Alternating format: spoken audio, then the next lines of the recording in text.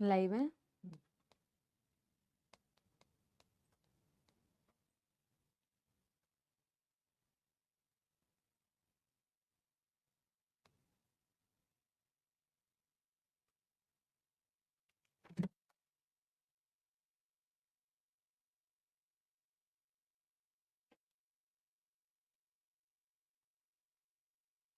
Hello hello hello, नमस्कार नमस्कार नमस्कार, good evening good evening good evening, नमस्ते नमस्ते नमस्ते। क्या मेरे प्यारे प्यारे जग से न्यारे सपोलों को नजर आ रही हैं आपकी प्यारी प्यारी जग से न्यारी Swati ma'am? Very very good evening. My God, too much energy in the comment section. बहुत बढ़िया बहुत बढ़िया। एक बारी मुझे बता देंगे बेटा, ऑडियो वीडियो अगर क्लियर है तो बेटा कमेंट सेक्शन में दे दीजिए एक थम्स अप फटाफट से बेटा, और फिर बिना टाइम वेस्ट किए करेंगे पढ़ाई शुरू। ठीक है ना? ऑडियो वीडियो क्लियर है? All good, audio video clear है? भैया यहाँ रख दीजिए प्लीज। आज का डेट क्या है? चलो हर दिन ना डेट लिखेंगे, वैसे मैं भूल जाती हूँ। स्कूल में लिखा करते थे, बढ़िया लगता था। आज है 11 अप्रैल 2025। हर दिन डेट्स लिखेंगे, ठीक है ना? बहुत शानदार। ऑडियो वीडियो क्लियर है? अच्छा, मुझे सबसे पहले तो बताओ, आज अब यूट्यूब पे क्लास तो है नहीं, अपनी बेटा ऐप पे क्लास है, तो मैं वापस से अपनी सारी सपोला आर्मी का वेलकम करती हूँ। मुझे एक बात बताइए, आप पढ़ के आए हैं कि नहीं आए हैं? पिछली क्लास में हमने बहुत ज्यादा तो पढ़ा नहीं था बेटा, थोड़ा सा पढ़ा था, खूब सारी आपको गाइडेंस दी थी। आप मुझे ये बताइए, जोश क्या ड्रॉप तो नहीं हो गया है ना? है ना? जोश बढ़िया मेंटेन्ड है, बढ़िया मेंटेन्ड है जोश बेटा। सारी चीजें जो लास्ट क्लास में पढ़ाई गई थी, जितनी भी बेसिक बातें आपको समझाई गई थी, सारी चीजें पढ़ के आए हो या नहीं पढ़ के आए हो? हाँ, पढ़ के आए हो? जो भी होमवर्क दिया था कि टेंशन नहीं लेने का है ना? आज हमारा है mail reproductive system part 1।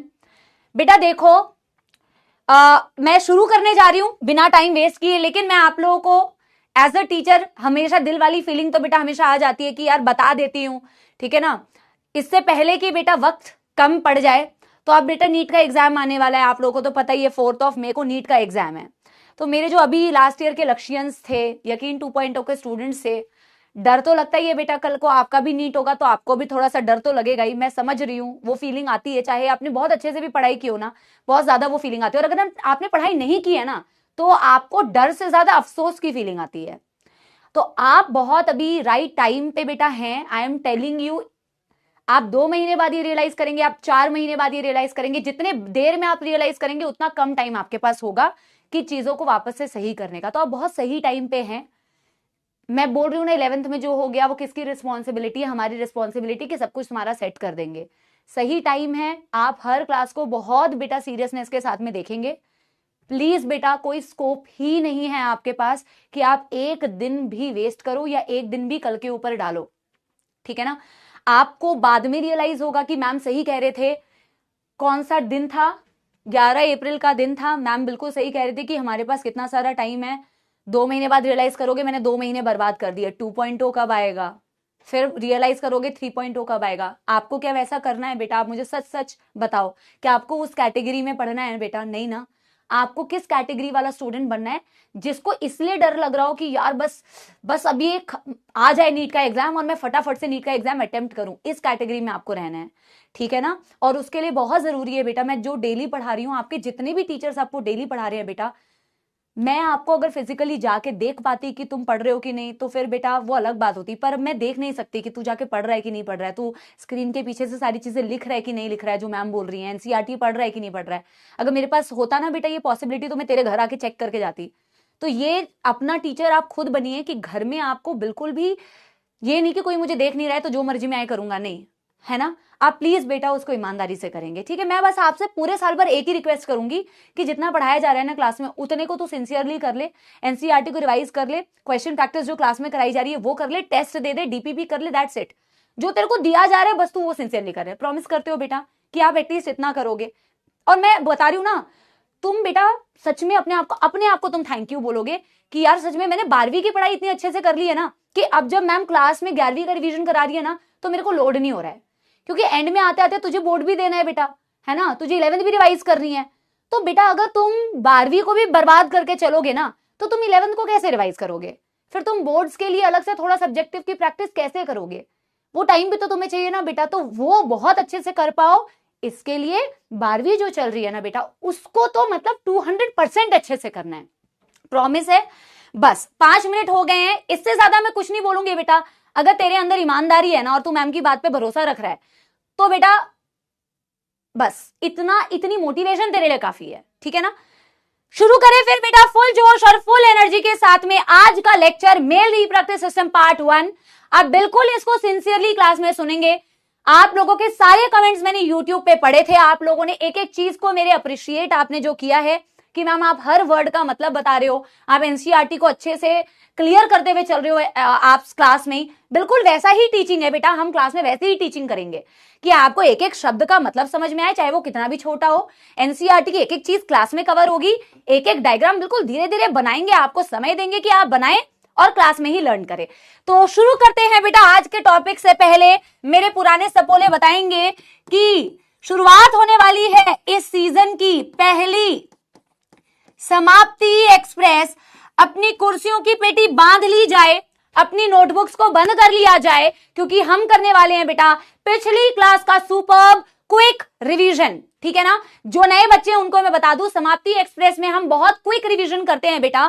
Quick का मतलब होता है 5 से 10 मिनट के अंदर बेटा, डिपेंडिंग कि पिछले दिन कितना पढ़ा है, हम फास्ट रिवीजन करते हैं। क्लास में तो हम बेटा हर चीज को रिवाइज करते हुए चलते हैं, क्योंकि नए बच्चे आते हैं ना, वो कहते हैं हाय राम मैम तो बहुत तेजी से पढ़ा रही हैं, मैम तो बहुत स्पीड में पढ़ा रही है। तो पुराने सपोलों प्लीज अपने नए गैंग मेंबर्स को बता देना कि मैम का ये रिवीजन है, ये नॉर्मल क्लास नहीं है, ये रिवीजन है।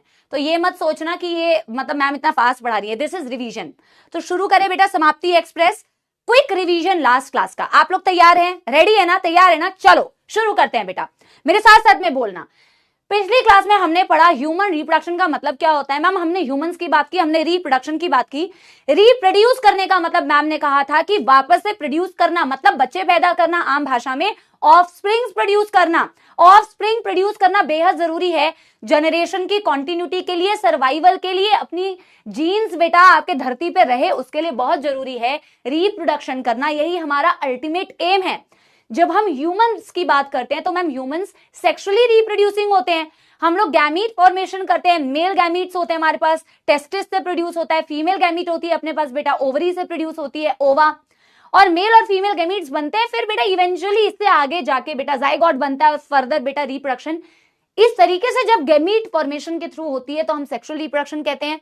जब हम कहते हैं बच्चों के हम वीवी पैरिस, इसका मतलब होता है we directly give birth to the young ones. हाँ वो अलग बात है कि तुम सपोले हो, बट बेटा दिल से तुम सपोले हो ना, दिल से तुम सपोले हो, बट वैसे तो तुम ह्यूमंस हो ना बेटा।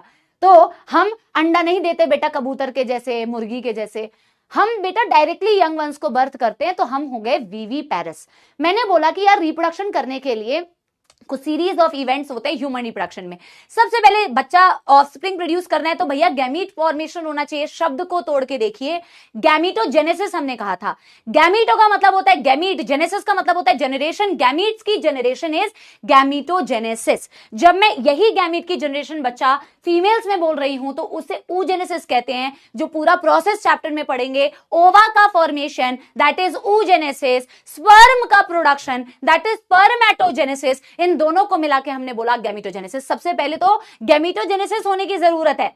अब गैमीट बन के बेटा हाथ पे हाथ धर के बैठे थोड़ी रहेंगे, गैमीट का ट्रांसफर करेंगे। भाई एसी चला दो।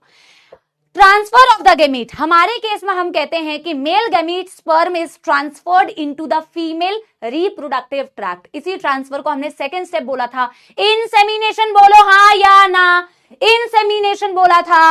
इंसेमिनेशन हो गया तो मैम अब क्या होगा, अब सारा काम स्पर्म के हाथों में है। स्पर्म मूव करके जाता है, एनिमेशन देखेंगे आगे की क्लासेस में। मैम ये स्पर्म तेजी से जाता है, अपनी ओवा को ढूंढता है और उससे जाके फ्यूज हो जाता है, उन दोनों का मिलन हो जाता है। Third step, third event that is fertilisation. Fertilisation के रिजल्ट से क्या बनता है जल्दी बताइए। एक स्पर्म एक ओवा से मिलता है तो बनता है एक जाइगोट, जो कि होता है सिंगल सेल। अगला स्टेप होता है इम्प्लांटेशन। यार देखो सारा कुछ तो मम्मी के बॉडी के अंदर, सारी चीजें तो बेटा हमें मम्मी से ही लेनी होती है। तो आप देखते हो ये जो जाइगोट होता है ये सिंगल सेल होता है। पूरे चैप्टर में हम आगे इस चीज को पढ़ेंगे भी कि मैम ये डिवाइड करता है। जाइगोट एक सेल से बनाता है, दो सेल से बनाएगा, चार से बनाएगा 8। इस तरीके से डिवाइड करते करते बेटा एक स्टेज आती है जिसका नाम होता है, क्या नाम होता है सपोलो? ब्लास्ट्यूला या ब्लास्टोसिस्ट। मैंने एक ही नाम लिखवाया क्योंकि आगे मैं पढ़ाऊंगी ये तुम्हें। ये जो स्टेज बनती है ना बेटा डिवीजन से, ब्लास्ट्यूला या ब्लास्टोसिस्ट, ये कहां जाके चिपकती है? ये मम्मी के यूट्रस, मम्मी के यूट्रस। मैंने यूट्रस बताया था उस दिन, तुम्हें बताया था कि नहीं? आगे जब फीमेल रिप्रोडक्टिव सिस्टम पढ़ाऊंगी तो बताऊंगी भी। यूट्रस होती है ना बेटा, जहां हम सारे बेटा यूट्रस के अंदर थे मम्मी के, तो हमारा जो यूट्रस होता है फीमेल्स का, उस यूट्रस की बेटा वॉल होती है का, जो कि मैं अगेन आगे पढ़ाऊंगी। वैसे तो एनसीईआरटी ने इनिशियल में लिखा हुआ है कि वो जो ब्लास्ट्यूला होता है या ब्लास्टोसिस्ट होता है वो यूट्रस में जाके चिपक जाता है। That is the fourth step called as implantation. Implant मतलब चिपकना। मैंने आपको डिटेल में ही बता दिया था फर्स्ट क्लास में, आगे भी पढ़ाऊंगी। एंडोमेट्रियम में जाके वो चिपकती है, उसे बोलते हैं इम्प्लांटेशन। एंडोमेट्रियम यूटेरस की सबसे अंदर वाली लेयर होती है, डिटेल में पढ़ेंगे बाद में। इम्प्लांटेशन हो गया। अब एम्ब्रियोनिक डेवलपमेंट होगा यार, एम्ब्रियो डेवलप करेगी भाई। अब तुम बेटा बॉल जैसे थोड़ी दिखोगे, फिर तुम्हारे हाथ पैर बनेंगे, तुम्हारी आंखें बनेंगी, तुम्हारे बेटा बुद्धि भी बन जाती तो बहुत अच्छी बात होती बेटा, ठीक है ना? तुम तो ऐसे ही आ गए बेटा बाहर। बट एनीवे, तो बेटा ये जो एम्ब्रियोनिक पूरा डेवलपमेंट होता है, ये जो टाइम पीरियड होता है 9 महीने का, इसे बोला जाता है गेस्टेशन। और फिर बेटा वो दिन आता है जिस दिन ऐसे सपोले जहरीले धरती पे आए, डिलीवरी ऑफ द बेबी, बधाई हो, सपोला सपोली हुई है, पार्चुरेशन, खत्म बात। फिर हमने बोला कि यार प्राइमरी सेक्स ऑर्गन्स होते हैं, सेकेंडरी सेक्स ऑर्गन्स होते हैं। प्राइमरी सेक्स ऑर्गन्स वो होते हैं मैम जिनके अंदर गैमीट भी बनता है, जो हार्मोन भी बनाते हैं।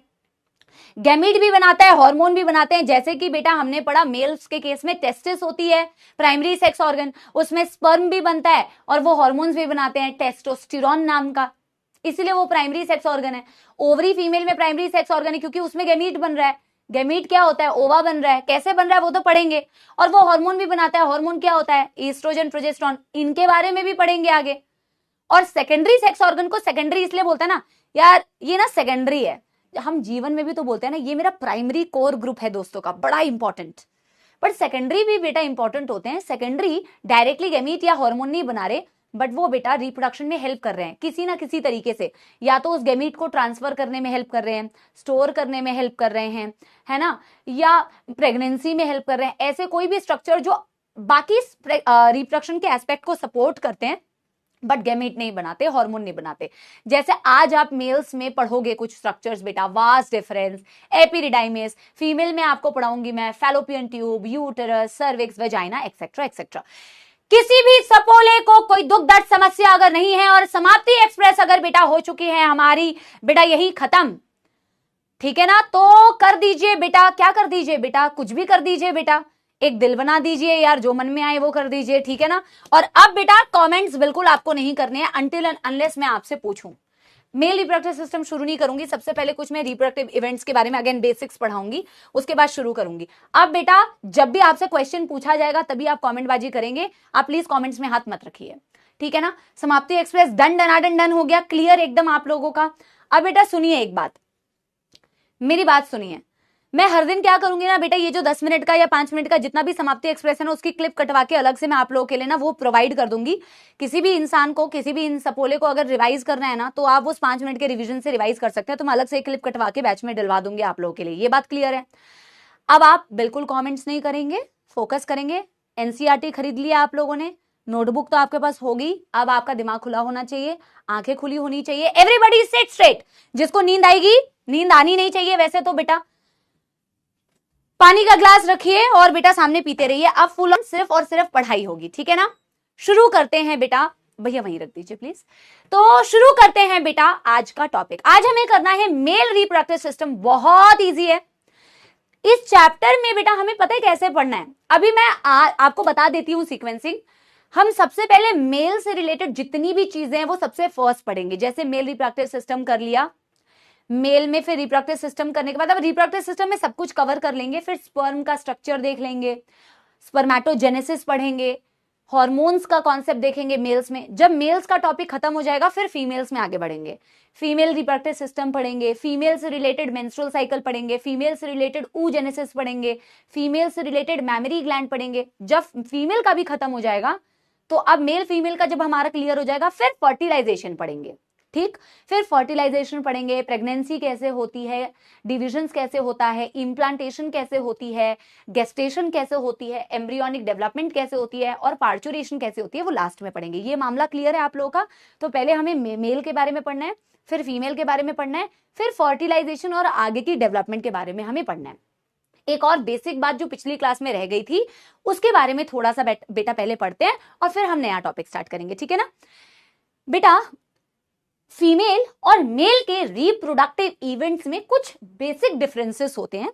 कुछ उन बेसिक डिफरेंसेस की मैं डिस्कशन करती हूं और उसके बाद बेटा जब हम एक्चुअल में टॉपिक में आगे बढ़ेंगे चैप्टर में तो हम डिटेल में डिफरेंसेस को जानेंगे, ठीक है ना? अभी तो मैं बेसिक्स तुम्हें थोड़ा सा बताने की कोशिश कर रही हूं। हेडिंग क्या डालूंगी? हेडिंग डालूंगी डिफरेंस इन, हेडिंग डालूंगी बेटा डिफरेंस इन, मेरे साथ साथ नोट करना है, डिफरेंस इन दी, बोर्ड को मौत आने लग गई पहले, reproductive events, difference in the reproductive events in males and females. समझ में आ गई बात? Difference in the reproductive events in males and females, ठीक है ना? देखते हैं। अरे यार क्या डिफरेंसेस होते हैं मैम, जरा देखते हैं। मेल और फीमेल के रिप्रोडक्टिव इवेंट में बेटा वैसे तो बहुत सारे डिफरेंसेस होते हैं बट हम कुछ बेसिक्स डिस्कस कर रहे हैं तो मैं बेसिक्स की ही बात करूंगी। अभी मैं बहुत ज्यादा डिटेल में अंदर नहीं जाऊंगी, ठीक है ना? क्योंकि मैं बेसिक्स की बात कर रही हूं तो मैं अभी बेसिक बात ही करूंगी, डिटेल में आगे मैं पढ़ाऊंगी इस चीज को। तो अभी तो सिर्फ आपके थोड़ी सी टॉपिक की क्लैरिटी के लिए ये वाली चीज डिस्कस करते हैं मैम, ठीक है ना? किसी भी टॉपिक की बेसिक्स की तो रिक्वायरमेंट होती है, तभी तो हम आगे बढ़ पाएंगे ना। क्या डिफरेंसेस होते हैं मैम एक मेल और फीमेल के रिप्रोडक्टिव इवेंट्स में? बहुत सारे होते हैं मैम, बट कुछ जो हमें स्टार्टिंग में पता होने चाहिए एटलीस्ट वो हम डिस्कस कर लेते हैं। ये हो गया मेल, ये हो गया फीमेल। एक रिप्रोडक्टिव इवेंट बेटा देखो अभी हमने पढ़ा ना, बिल्कुल ध्यान से सुनना। अभी हमने पढ़ा ना कि मेल में क्या होता है, गैमीट बनता है, उसे स्पर्मेटोजेनेसिस बोलते हैं। बोलते हैं कि नहीं? बोलते हैं कि नहीं? हाँ या ना? यस, स्पर्मेटोजेनेसिस बोलते हैं। फीमेल में जो गैमीट बनता है ना बेटा उसे oogenesis बोलते हैं। पता है, अगर आपको इसके बारे में नहीं पता है ना, आपको बहुत मजे आएंगे। कुछ ना चीजें साइंस की ऐसी होती है जो सच में बेटा आपको मतलब ऐसी फीलिंग दिलाती है कि वाओ सच में यार nature is just so smart, है ना? Nature is just so smart बेटा, अनलाइक यू। तो आपको मजा आएगा जान के, नई नई चीजें जान के, यार सही में यार क्या खूबसूरत है यार अपनी साइंस, है ना? तो जब हम स्पर्मेटोजेनेसिस की बात करते हैं ना बेटा कि मेल में स्पर्म बनना, ये जो स्पर्मेटोजेनेसिस होता है ना बेटा लड़कों में, ये बचपन से नहीं बनता है स्पर्म, ये बनता है प्यूबर्टी के टाइम पे। अब बच्चा कहेगा प्यूबर्टी क्या होती है, व्हाट इज प्यूबर्टी? तो आम भाषा में बताऊं, आम भाषा में प्यूबर्टी का मतलब जो हम बेटा अक्सर सुनते हो ना, लड़का जवान हो गया है या लड़की जवान हो गई है, मतलब कि अराउंड 10 से 12, 13, 14 साल की उम्र में। और सबसे अच्छा एक्सप्लेनेशन इसे तुम आम भाषा में समझो, है ना? आम भाषा में समझोगे तो साइंस एकदम यहां घुसेगी, वरना रटना लगेगा तुम्हें, है ना? तो जब आप बोलते हैं ना प्यूबर्टी आई है, तो हार्मोनल चेंजेस होते हैं, फिजिकल चेंजेस होते हैं, है ना? बॉडी में चेंजेस होते हैं, बॉडी में भी चेंजेस होते हैं, फिजिकली आपको अपीयरेंस में भी चेंजेस दिखेगी और हार्मोनल भी चेंजेस होते हैं। और उसकी वजह से ना बेटा ना हार्मोन का लोचा होता है तो बच्चों का बिहेवियर भी थोड़ा बहुत चेंज होता है ना? तो ये जो 10, 11, 12, 13, 14 साल का जो एज ग्रुप है ना जिसमें प्यूबर्टी आती है, एग्जैक्ट कोई बेटा इसी टाइम पे आएगी ऐसा नहीं, ये एवरेज टाइम पीरियड है जब प्यूबर्टी होती है, जिसमें मैंने बोला प्यूबर्टी वो समय है जिसमें आपकी बॉडी में फिजिकली भी चेंजेस आ रहे हैं और आपके हार्मोनल भी चेंजेस आ रहे हैं।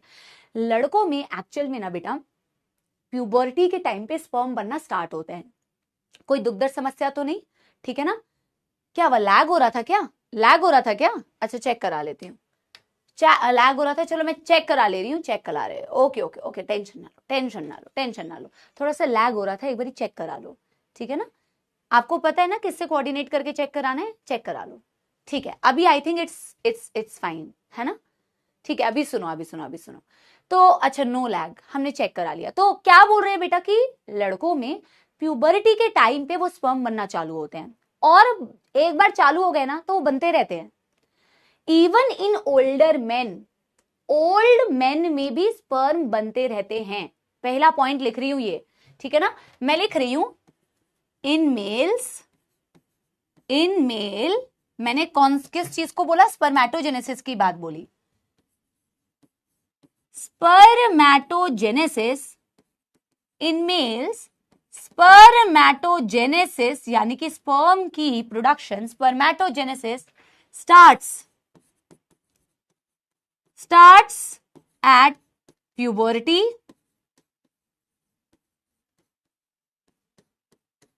age where hormonal and physical change, hormonal and physical change occurs। और ये क्या बोला मैम ने बेटा? अप्रोक्सीमेटली मान लो लड़का लड़की कंबाइंड में 10 से 14 साल कह रही हूं, है ना।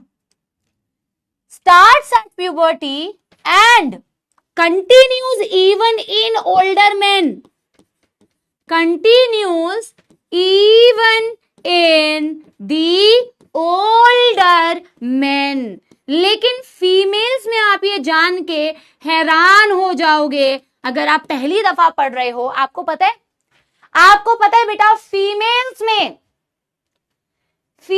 में पता है आपको, बताना सच्ची कितने लोगों को ये नहीं पता था। और ना वैसे तो आप लोग आजकल बहुत अवेयर हैं बेटा, आप लोग तो बेटा यूट्यूब, इंस्टाग्राम, कितनी चीजें, 50 चीजें देख के आधी तो बेटा शॉर्ट्स में ही तुम्हें चीजें पता चल जाती है। देखो कुछ साइंस की चीजें पता होने में कोई बुराई नहीं है। वैसे फीमेल्स में तुम्हें पता है बेटा oogenesis कब स्टार्ट होती है?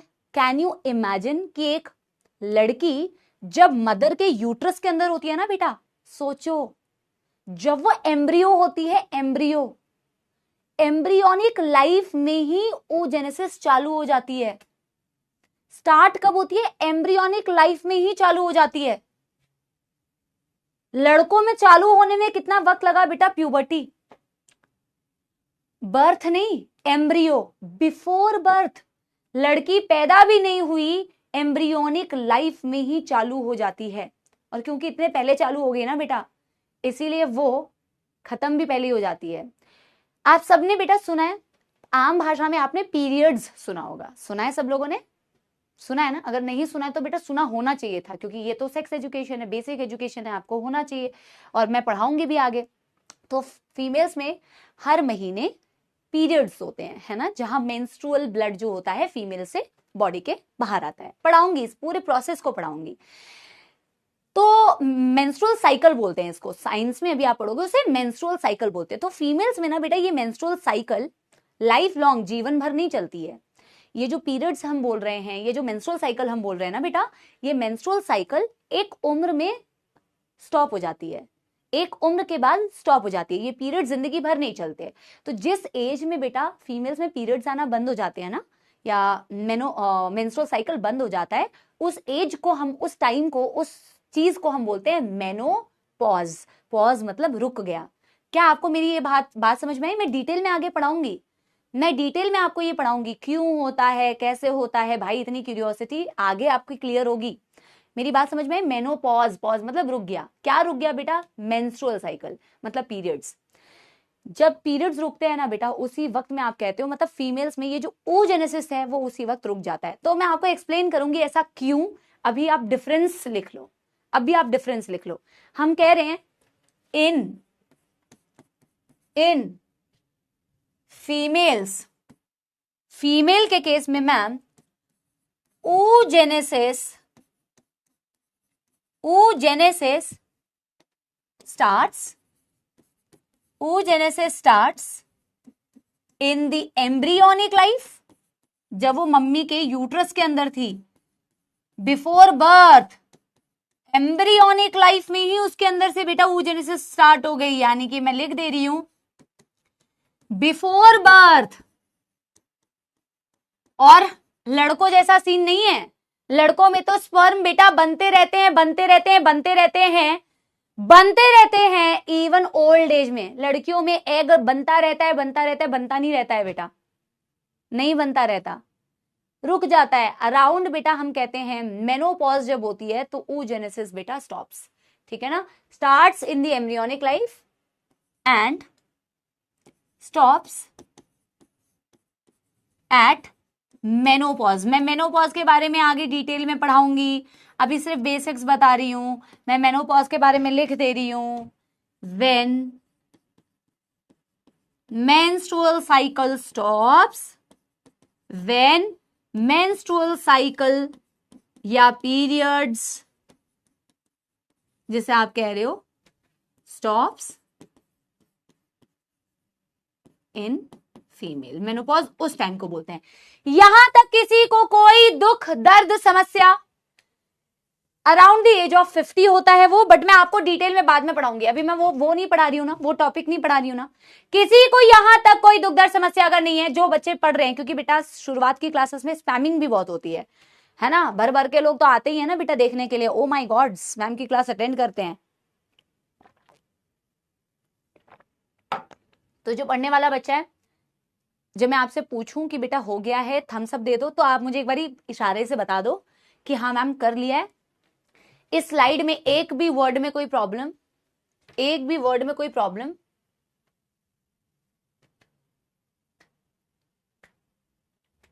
मैं इसका एक्सप्लेनेशन आपको दूंगी। स्टॉप्स एट मेनोपॉज क्यों, वाई का आंसर मैं आपको बाद में दूंगी, ठीक है ना, वाई का आंसर मैं आपको बाद में दूंगी। Done done done done. ये कुछ बेटा बेसिक डिफरेंसेस होते हैं स्पर्मेटोजेनेसिस oogenesis में, ठीक है ना, ठीक है, बढ़िया मैम, कोई दुख दर्द समस्या नहीं है। ये एनसीईआरटी में स्टार्टिंग में ऐसे दिया नहीं हुआ है, ये तो 11वीं की बातें हैं जो हमें थोड़ी बहुत पता होनी चाहिए थी, बट मैं ये समझती हूँ कि तुम पढ़ के नहीं आई हो 11वीं, इसीलिए मैं तुम्हें बेसिक से ही बता रही हूँ, ऐसा नहीं है कि छोड़ दे रही हूँ, है ना, इसीलिए बताया, क्योंकि 11वीं में जो पॉइंट्स हैं जो यहाँ पे जरूरत है वो मैंने आपको बता दिया कि मेनोपॉज में रुक गया। मेनोपॉज वो वक्त होता है जब मेंस्ट्रुअल साइकिल रुक जाती है, तो अब आपको एग फॉर्मेशन नहीं दिखेगा, ठीक है ना। अब बेटा शुरू करने जा रहे हैं मेल रिप्रोडक्टिव सिस्टम। इस चैप्टर में हमें डायग्राम्स, फ्लो चार्ट्स बहुत सारे आएंगे, और डायग्राम्स फ्लो चार्ट के थ्रू ही आपको टॉपिक की अच्छी क्लैरिटी मिलेगी। मैं आज आपको 3D भी दिखाऊंगी, है ना, जहां जहां एनिमेशन चाहिए होगी मैं आपको एनिमेशंस भी दिखाऊंगी।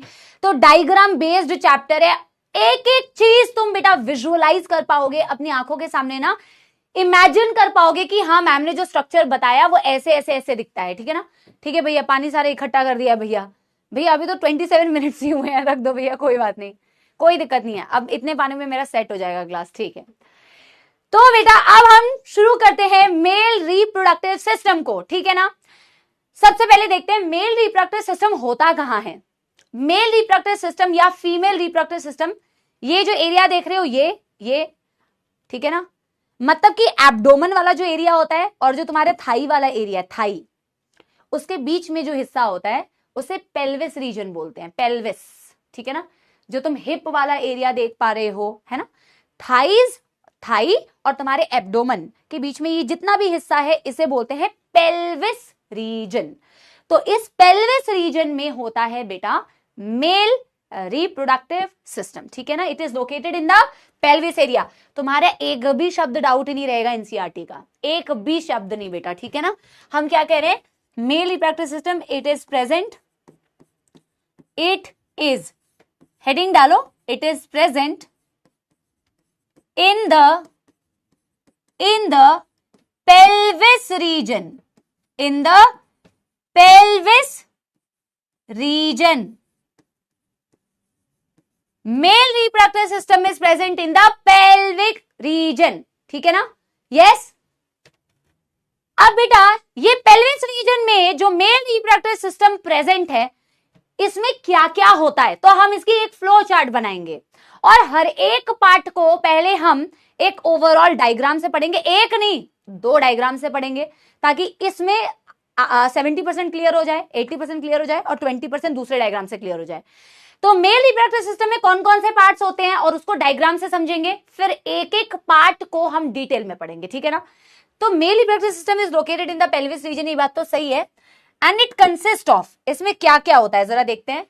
इट कंसिस्ट्स ऑफ, मैम क्या क्या होता है, तो जरा देखें बेटा क्या क्या होता है। एक डब्बा बनाते हैं, क्या क्या होता है, ऐसे बनाते हैं कि ये रहा हमारा mail reproductive system, this is the male reproductive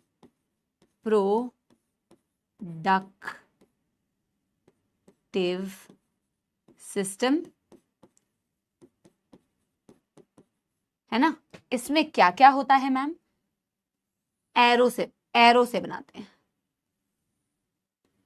इसमें हो गया बेटा नंबर वन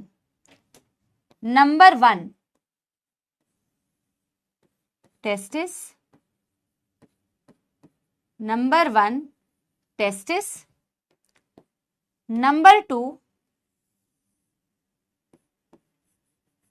टू ऐसे लिख सकते हैं हम डक्ट सिस्टम, या इसे कह सकते हैं मेल एसेसरी डक्ट्स। मेल सब कुछ समझाऊंगी, अभी पहले लिखो मेल एसेसरी डक्ट्स। मैं इनफैक्ट सारे डक्ट के नाम यहीं पे लिख दे रही हूं, डक्ट होता क्या है सब कुछ बताऊंगी, अभी बस लिखो, ठीक है ना। यस, देखो इधर डक्ट सिस्टम में क्या क्या आता है मैम। डक्ट सिस्टम में आती है मैम रेटे टेस्टिस। बेटा इनके नाम मेरे साथ साथ बोलिए, आप लोग पहली बार सुन रहे होंगे तो नाम याद रखने में हेल्प होती है। जब आप बेटा टर्म्स को बार बार रिपीट करते हैं ना, तो आपको टर्म्स याद रखने में हेल्प होती है। बायोलॉजी में तो बहुत टर्म्स है ना बेटा, तो जितना बोलोगे उतना याद रहेगा, ठीक है ना। रेटे टेस्टिस, वासा, बोलो मेरे साथ, वासा एफरेंशिया। इसके बाद होती है एपिडिडाइमिस,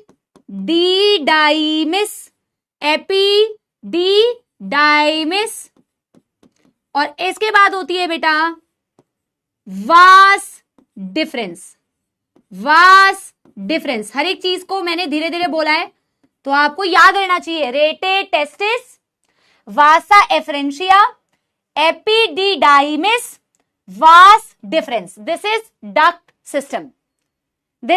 सिस्टम, ठीक है ना। यस, अगला बेटा डक्ट सिस्टम के बाद क्या आएगा मैम, तो नंबर 4 यहां करेंगे और नंबर 3 करेंगे यहां। इसके अलावा मैम क्या आता है, नंबर 3 आती हैं बेटा मेल एसेसरी ग्लैंड्स। एक एक चीज को डायग्राम में देखेंगे। मेल एसेसरी ग्लैंड्स, बहुत सारी ग्लैंड्स होती हैं। देखो फीमेल्स के केस में ना बेटा, आप जब फीमेल रिप्रोडक्टिव सिस्टम पढ़ोगे तो वहां ग्लैंड्स के बारे में इतने अच्छे से बताया नहीं है, बट जो मेल्स है ना उनमें ग्लैंड्स का डायग्राम भी दिया हुआ है, थोड़ी बहुत एक्सप्लेनेशन भी दी हुई है। तो नाम तो बेटा बहुत जरूरी है।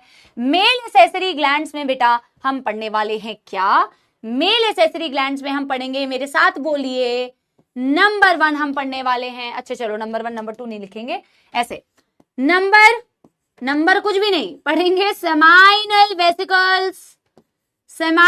वेसिकल्स पढ़ने वाले हैं हम। प्रोस्टेट ग्लैंड,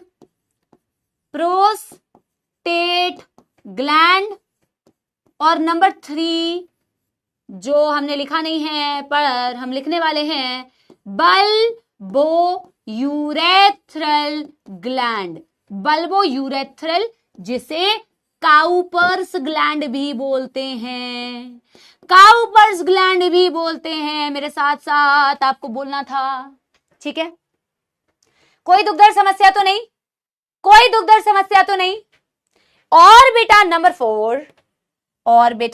4 लास्ट, क्या मस्त बेटा हमारी ये देखो स्लाइड लग रही है बेटा, बढ़िया अच्छे से नोट्स बनाओ।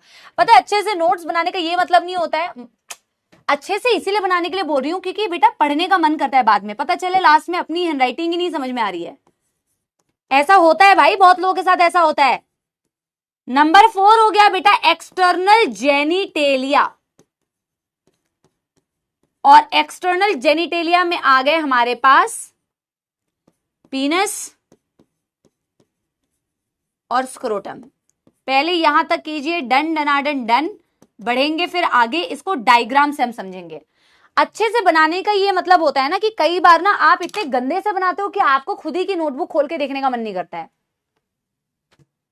है ना।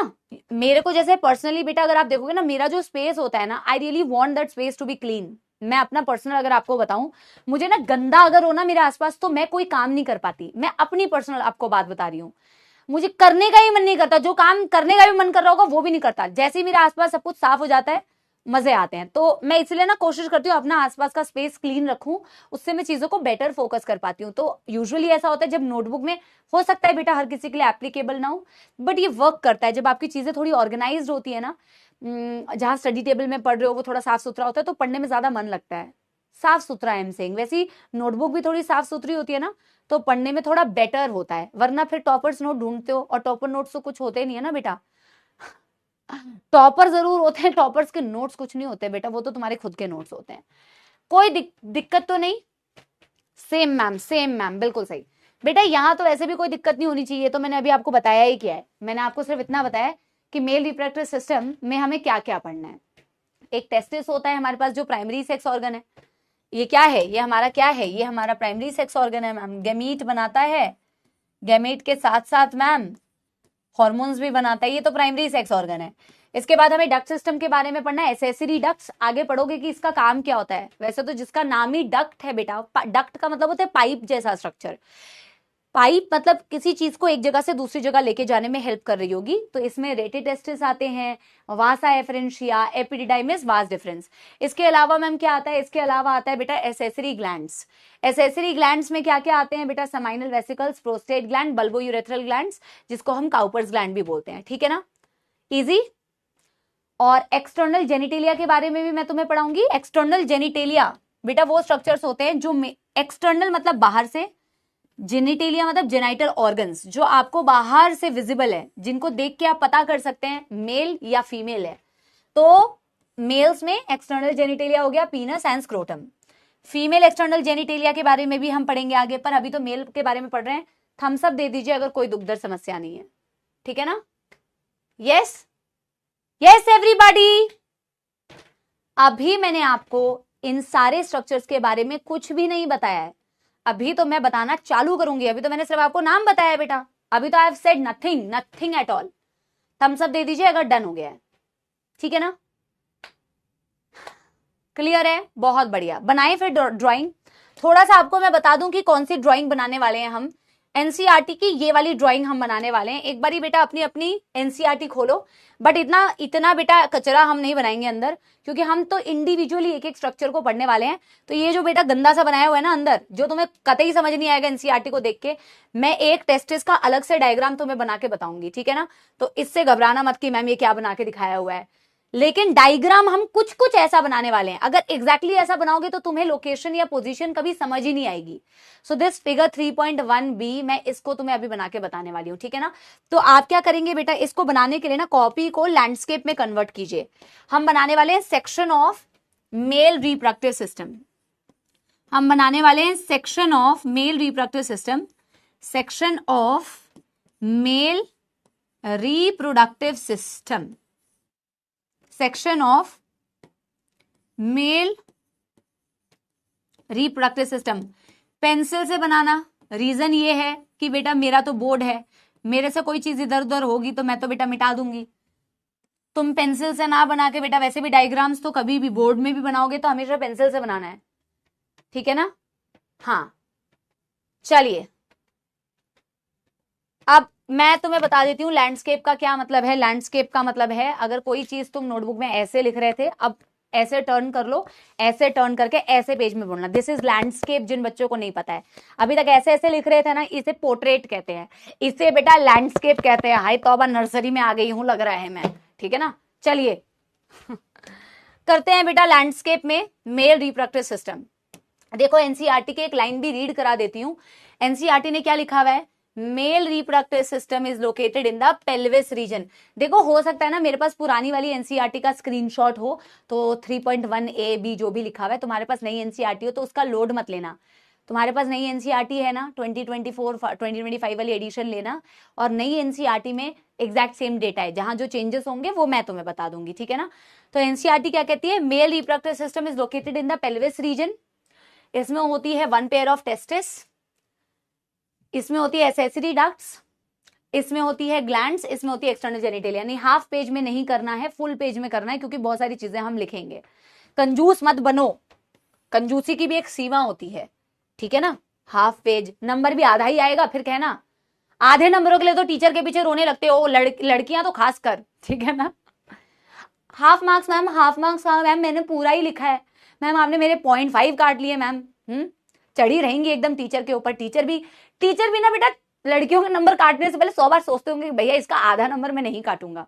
और टीचर भी गजब होते हैं, बेटा मैंने तुम्हारे हाफ नंबर काटे ताकि तुम नेक्स्ट टाइम इंप्रूवमेंट कर सको, इसीलिए मैंने, और अच्छा कर सको, इसीलिए मैंने 0.5 काटे हैं, है ना। चलिए शुरू करते हैं बेटा section of male reproductive system. क्या क्या होता है मेल रिप्रोडक्टिव सिस्टम में, जैसे कि मैंने बोला कि एक होता है प्राइमरी सेक्स ऑर्गन टेस्टिस, फिर होती है बेटा एसेसरी डक्ट्स, जो कि मैं इस डायग्राम में सारे डक्ट्स को नहीं दिखा पाऊंगी। इसके अलावा होते हैं एसेसरी ग्लैंड्स, जो कि मैं दिखाऊंगी डायग्राम में। इसके अलावा होता है बेटा आपके पास एक्सटर्नल जेनिटेलिया।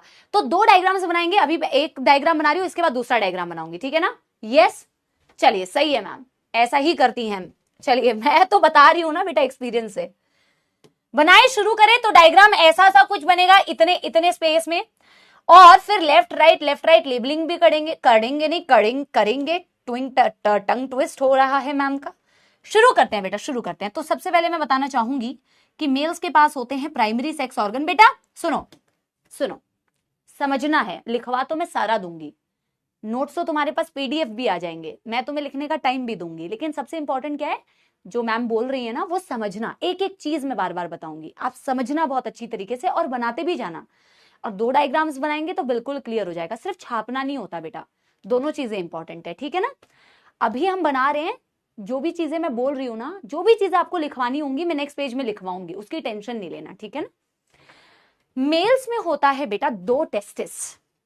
कितने टेस्टिस होते हैं मेल्स के पास? 2 टेस्टिस होते हैं बेटा, ठीक है। अभी तो मैं इन टेस्टिस को दूर दूर बना रही हूं, बट ऑफकोर्स ये इतने दूर दूर नहीं होते हैं जितना मैं बना रही हूं। ये जो 2 टेस्टिस होते हैं जिनको हम प्राइमरी सेक्स ऑर्गन बोल रहे हैं ना बेटा, ये दोनों टेस्टिस मेल के केस में बॉडी के बाहर मौजूद होते हैं। ये तो 9वीं 10वीं में भी हमने पढ़ा है ना, जो मेल्स में टेस्टिस होता है ये बॉडी के बाहर प्रेजेंट होता है। और बॉडी के बाहर किसके अंदर प्रेजेंट होता है? एक स्ट्रक्चर होता है बेटा जिसे स्क्रोटम कहते हैं। बनाऊंगी मैं अभी सारी चीजें बनाऊंगी, ठीक है ना। ये बॉडी के बाहर मौजूद होते हैं और एक पाउच के अंदर मौजूद होते हैं। एक पाउच का मतलब थैला होता है सिंपल भाषा में, आम भाषा में। तो पाउच के अंदर मौजूद होते हैं। ये पाउच तो एक ही है, स्क्रोटम, बाहर से पाउच केवल एक ही है।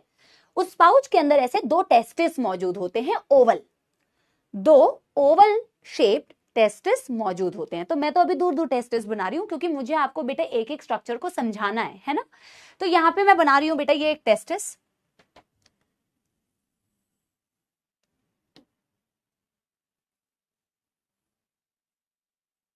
एक टेस्टिस इस तरफ है बेटा, एक टेस्टिस उस तरफ है। फिलहाल मैं एक साइड का बना के आपको समझाने की कोशिश करूंगी, ठीक है ना। दिस इज द टेस्टिस, ठीक है। मैं टेस्टिस का अंदर का जो स्ट्रक्चर है वो इस डायग्राम में नहीं बना रही हूं, जब मैं अलग से आपको टेस्टिस के बारे में पढ़ाऊंगी तब बनाऊंगी। यहां तक कोई प्रॉब्लम तो अभी बेटा क्या ही होगी तुम्हें, ठीक है ना। ठीक है मैम, बढ़िया, कोई प्रॉब्लम नहीं है, कोई प्रॉब्लम नहीं है, ठीक है ना। यस चलिए अब बेटा जी हम शुरू करते हैं टेस्टिस से। बेटा आपको ना टेस्टिस के सरफेस पर ऐसा एक स्ट्रक्चर दिखेगा, तो मैं डक्ट को कौन से कलर से बनाऊं? कलर डिफरेंस होना चाहिए तभी आपको ना क्लैरिटी आएगी टॉपिक की। तो मैं ग्रीन कलर से बनाती हूँ, ठीक है ना। मैं इसके सरफेस पर, बेटा मेरे साथ बनाना, ये मैंने टेस्टिस बनाई और टेस्टिस के ऊपर ना ऐसा एक स्ट्रक्चर दिखता है। सब कुछ बताऊंगी अभी, बनाऊं। और यहां से मैं लेके जा रही हूं एक डक्ट, थोड़ा छोटा बनाते हैं, ठीक है। टेस्टिस बेटा कौन सा स्ट्रक्चर है? टेस्टिस एक ऐसा स्ट्रक्चर है जिसके अंदर क्या बनता है बेटा? जिसके अंदर क्या बनता है? जिसके अंदर स्पर्म बनता है। जब मैं आपको टेस्टिस का अंदर का स्ट्रक्चर पढ़ाऊंगी ना, तो आप देखोगे उसके अंदर के स्ट्रक्चर में कहां पे स्पर्म्स बनते हैं। और ये स्पर्म बेटा अंदर तो रहेंगे नहीं ना, स्पर्म को तो बॉडी के बाहर आना है। तो स्पर्म को बॉडी के बाहर लाने के लिए काफी सारे डक्ट सिस्टम होंगे। डक्ट सिस्टम मतलब पाइपलाइंस, जिन पाइप्स के थ्रू स्पर्म बाहर आ रहा है। लेकिन अभी मैं आपको उस डक्ट सिस्टम के सारे डक्ट्स तो नहीं दिखा पाऊंगी जो मैंने यहाँ पे लिखवाया ना बेटा कि डक्ट में आता है रेटे टेस्टिस होता है, वासा एफरेंशिया होता है, एपिडाइमिस होता है। तो मैं इस डायग्राम में तो सारी चीजें नहीं दिखा पाऊंगी, पर अभी मैं 2 चीजें इस डायग्राम में दिखा पाऊंगी, ठीक है ना। लेबल भी करते जाते हैं साथ के साथ, जो मैम बताती हुई भी जा रही है। मैम ने सबसे पहले बताया कि मैम ये वाला स्ट्रक्चर जो है ये टेस्टिस है, ये वाला जो स्ट्रक्चर है मैम वो टेस्टिस है, ठीक है ना बेटा। टेस्टिस की 2 स्पेलिंग होती है, एक IS वाली एक ES वाली। एक्चुअली 2 स्पेलिंग नहीं होती है। जब हम टेस्टिस में IS वाली स्पेलिंग लिखते हैं ना, ये सिंगुलर है। एक सिंगुलर प्लूरल पढ़ते हो ना अंग्रेजी में, सिंगुलर जब हम लिखते हैं दैट इज IS वाला टेस्टिस। लिखवा दूंगी जब मैं टेस्टिस आगे मतलब डिटेल में पढ़ाऊंगी। जब हम ES वाली स्पेलिंग लिखते हैं ना, TES, तो वो होता है प्लूरल। तो ये मैंने टेस्टिस सिंगुलर लिखा हुआ है। ये जो बेटा तुम्हें कॉइल, एक बहुत ही कॉइल्ड स्ट्रक्चर दिख रहा है, मान लो ये टेस्टिस है, तो इसके सरफेस के ऊपर एक बहुत ही ज्यादा कॉइल्ड मतलब मुड़ा हुआ, जैसे मैम के बाल हैं। अरे जैसे मैम के बाल है ना, ये दिख रहा है कॉइल्ड, इसे कॉइल्ड स्ट्रक्चर बोलते हैं। तो ऐसे कॉइल्ड वेवी स्ट्रक्चर एक दिख रहा है तुम्हें, इसे बोलते हैं बेटा क्या? इसे बोलते हैं एपिडिडाइमिस। तो अभी तुम्हें एपिडिडाइमिस जरूर दिख सकता है इस डायग्राम में, एपिडिडाइमिस, एपिडिडाइमिस, ठीक है ना। यस, ठीक है, यस। चलो अब मेरे प्यारे प्यारे जग से न्यारे सपोलो देखो, हाँ देखो, ये जो टेस्टिस में क्या होता है बेटा? टेस्टिस में बनते हैं स्पर्म्स। अब बेटा स्पर्म्स अंदर तो नहीं रहने चाहिए, स्पर्म्स को हमें यहां से कैरी करके लेके जाना है। तो स्पर्म्स को यहां से कैरी करके लेके जाने वाली ये जो मैंने डक्ट बनाई है, इसे थोड़ा और पतले पेन से बनाना पड़ेगा।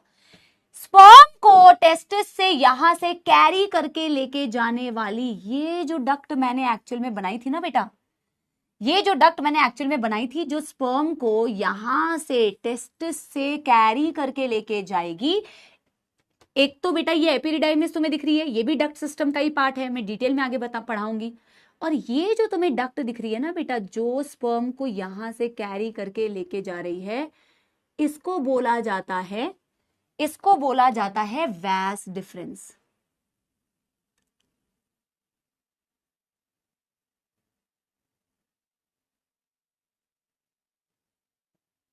इसको क्या बोला जाता है बेटा? इसको बोला जाता है वैस डिफरेंस। ये जो स्पर्म को कैरी करके टेस्टिस से लेके जाएगी, इसे बोलते हैं वैस डिफरेंस, ठीक है ना। यस। अब देखो बेटा, डायग्राम में मैं सारी चीजें एक एक करके बनाती जाती हूं और लेबलिंग भी करती जाती हूं, तुम्हें विजुअलाइज भी करा दूंगी। तो बेटा मान लो ये ऐसे ऐसे ऐसा सेक्शन है, ऐसा सेक्शन है, लॉन्गिट्यूडनल सेक्शन है रिप्रोडक्टिव सिस्टम का। और लॉन्गिट्यूडनल सेक्शन में मैं ये देख पा रही हूँ कि ये 2 टेस्टिस है ना। और जितने भी स्ट्रक्चर्स मैं तुम्हें दिखा रही हूँ, मैं तुम्हें सारी चीजें विजुअलाइज कराऊंगी। अभी मैं तुम्हें 3D वो दिखाऊंगी ना, 3D मॉडल, तुम सारी चीजें रिलेट भी कर पाओगे। तो वैस डिफरेंस क्या कर रही है मैम? ये वो डक्ट है जो स्पर्म को कैरी कर रही है टेस्टिस से। पहले एपिडिडाइमिस दिख रहा है तुम्हें यहाँ पर, इसके अंदर भी बहुत सारे स्ट्रक्चर्स है जो बनाए नहीं है मैंने अभी। एपिडिडाइमिस दिख रहा है, एपिडिडाइमिस से ये वास डिफरेंस दिख रहा है बेटा। ये वास डिफरेंस आगे कहाँ जा रही है, इसको जरा पढ़ते हैं मैम, ठीक है। पहले तो इसको लेबल करते हैं बच्चों, पहले तो इसे लेबल करते हैं। ये हो गई अपनी वास डिफरेंस। अब मैं ऐसी ऐसी लाइंस तुम्हें बोलूंगी और बताऊंगी जहां से नीट में सवाल आए हुए हैं, जहां से नीट में सवाल आए हुए हैं बेटा। और मैं जरा देखती हूं 11वीं का तुम्हें कितनी चीजें याद है, देखती हूं, क्योंकि अभी मुझे एक स्ट्रक्चर बनाना है ना, तो उस स्ट्रक्चर को जरा बनाया जाए पहले।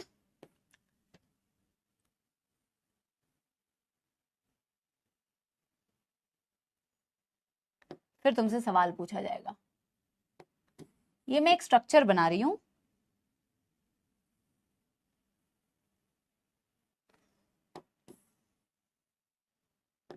ये स्ट्रक्चर है बेटा यूरिनरी ब्लैडर। ये क्या स्ट्रक्चर मैम ने बनाया? Urinary bladder. तो अब मेरा तुमसे क्या सवाल है, अभी पूछती हूँ, रुको 2 मिनट्स टाइम दो ना, परफेक्ट बनाती हूँ फिर।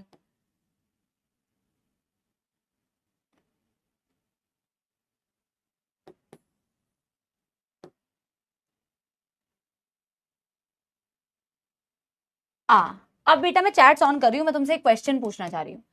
अगर ये जो स्ट्रक्चर मैम ने बनाया है, मैम कह रही है कि ये यूरिनरी ब्लैडर है। अगर मैम कह रही है ये जो स्ट्रक्चर मैम ने बनाया है ये स्ट्रक्चर है यूरिनरी ब्लैडर का, तो मुझे एक बात बताओ बेटा, ये जो चीज मैं बनाऊंगी यहां से, ये क्या होगा? अगर ये यूरिनरी ब्लैडर है, सपोज लो अगर ये यूरिनरी ब्लैडर है तो ये चीज क्या है? अगर ये यूरिनरी ब्लैडर है तो ये जो मैंने पाइप बनाई ये क्या है? मुझे इसका आंसर चाहिए। What is this? अगर ये यूरिनरी ब्लैडर है तो यूरिनरी ब्लैडर से ये यूरिन को बाहर बॉडी के लेके जाने वाली स्ट्रक्चर क्या है, ये मैं जानना चाह रही हूं। What is this? क्योंकि मुझे पता है बहुत सारे बच्चे इसमें गलत भी आंसर देंगे। This is urethra. ये 11th का है। 11th का थोड़ा सा धुंधला धुंधला जो तुम्हारा हो गया है, मैं उसे याद दिलाऊं। साइड में इसे बनाना मत। ऐसा पढ़ा था तुमने?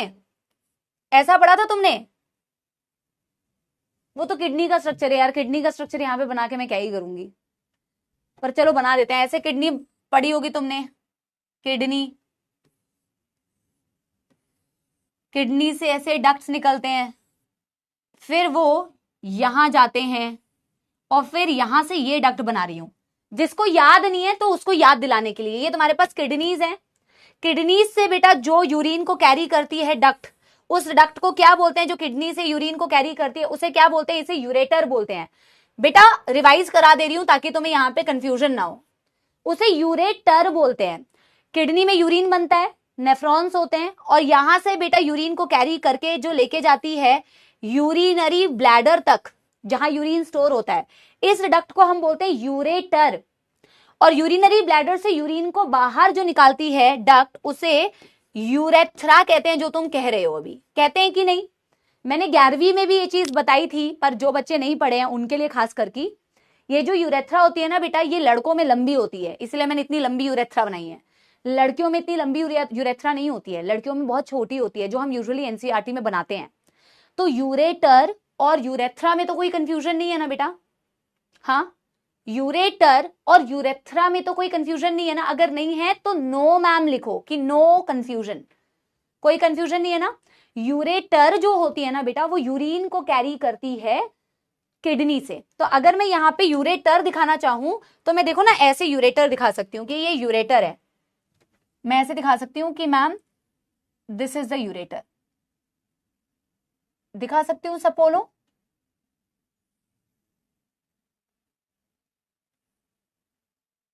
ये मैं यूरेटर दिखा सकती हूं। बहुत बढ़िया बेटा, शानदार। देखो मैं कोशिश तो यही करूंगी बेटा कि तेरी 11वीं बर्बाद है ना, तो भी तुझे सारी चीजें समझ में आए। मेरे एफर्ट्स मैं कोशिश करूंगी कि ऐसे ही रखूं। तो ये बेटा मैंने क्या बना दिया, ये मैंने तुम्हें अभी रिलेट करवाया ना, ये मैंने यूरेटर बनाया बेटा।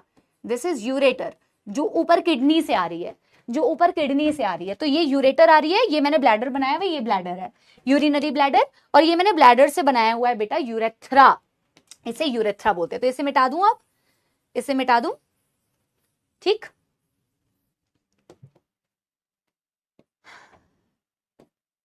चलिए अब मेरे प्यारे सपोलो, देखो अब मेरी बात वापस से अब ध्यान से सुनो, ठीक है ना?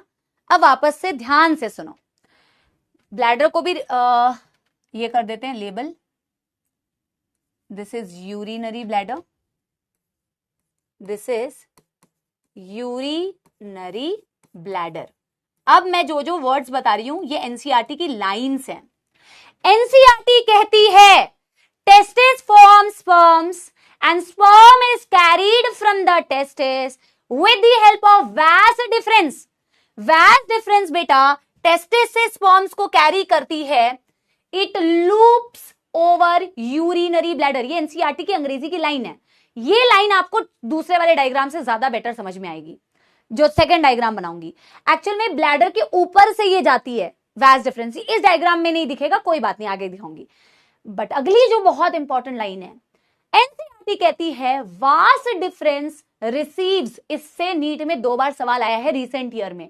Vas deferens receive a duct from seminal vesicle. Seminal vesicle कहीं नाम सुना है? अभी मैम ने एसेसरी ग्लैंड्स में बताया था। वास different receives a duct from seminal vesicle. तो अभी मैं इस लाइन को एक्सप्लेन करती हूं डायग्राम के थ्रू। ये हो गई तुम्हारी, मैं थोड़ा सा ना ओपन डायग्राम बना रही हूं तुम्हारे कंसेप्ट्स की क्लैरिटी के लिए, ठीक है ना। ये हो गई, ये एक स्ट्रक्चर हो गया बेटा। ये जो स्ट्रक्चर मैंने बनाया ना, इससे एनसीईआरटी कह रही है ये वास्ट डिफरेंस होता है। ये इस तरीके से बेटा मैं इसलिए बना रही हूं ताकि ना तुम्हें, फिर तो मैं 3D दिखा दूंगी तुम्हें, अगर मैं चिपका के सारे स्ट्रक्चर्स बना दूंगी तो तुम्हें ना समझ नहीं आएगा, इसलिए मैं ऐसे बना रही हूं। ये स्ट्रक्चर है बेटा जिसे हम कहते हैं सेमाइनल वेसिकल। क्या कहते हैं? Seminal vesicle. This structure is what? This structure is seminal vesicle. This structure is what? This structure is बेटा सेमाइनल वेसिकल। एनसीईआरटी कहती है vast difference receive a duct from seminal vesicle.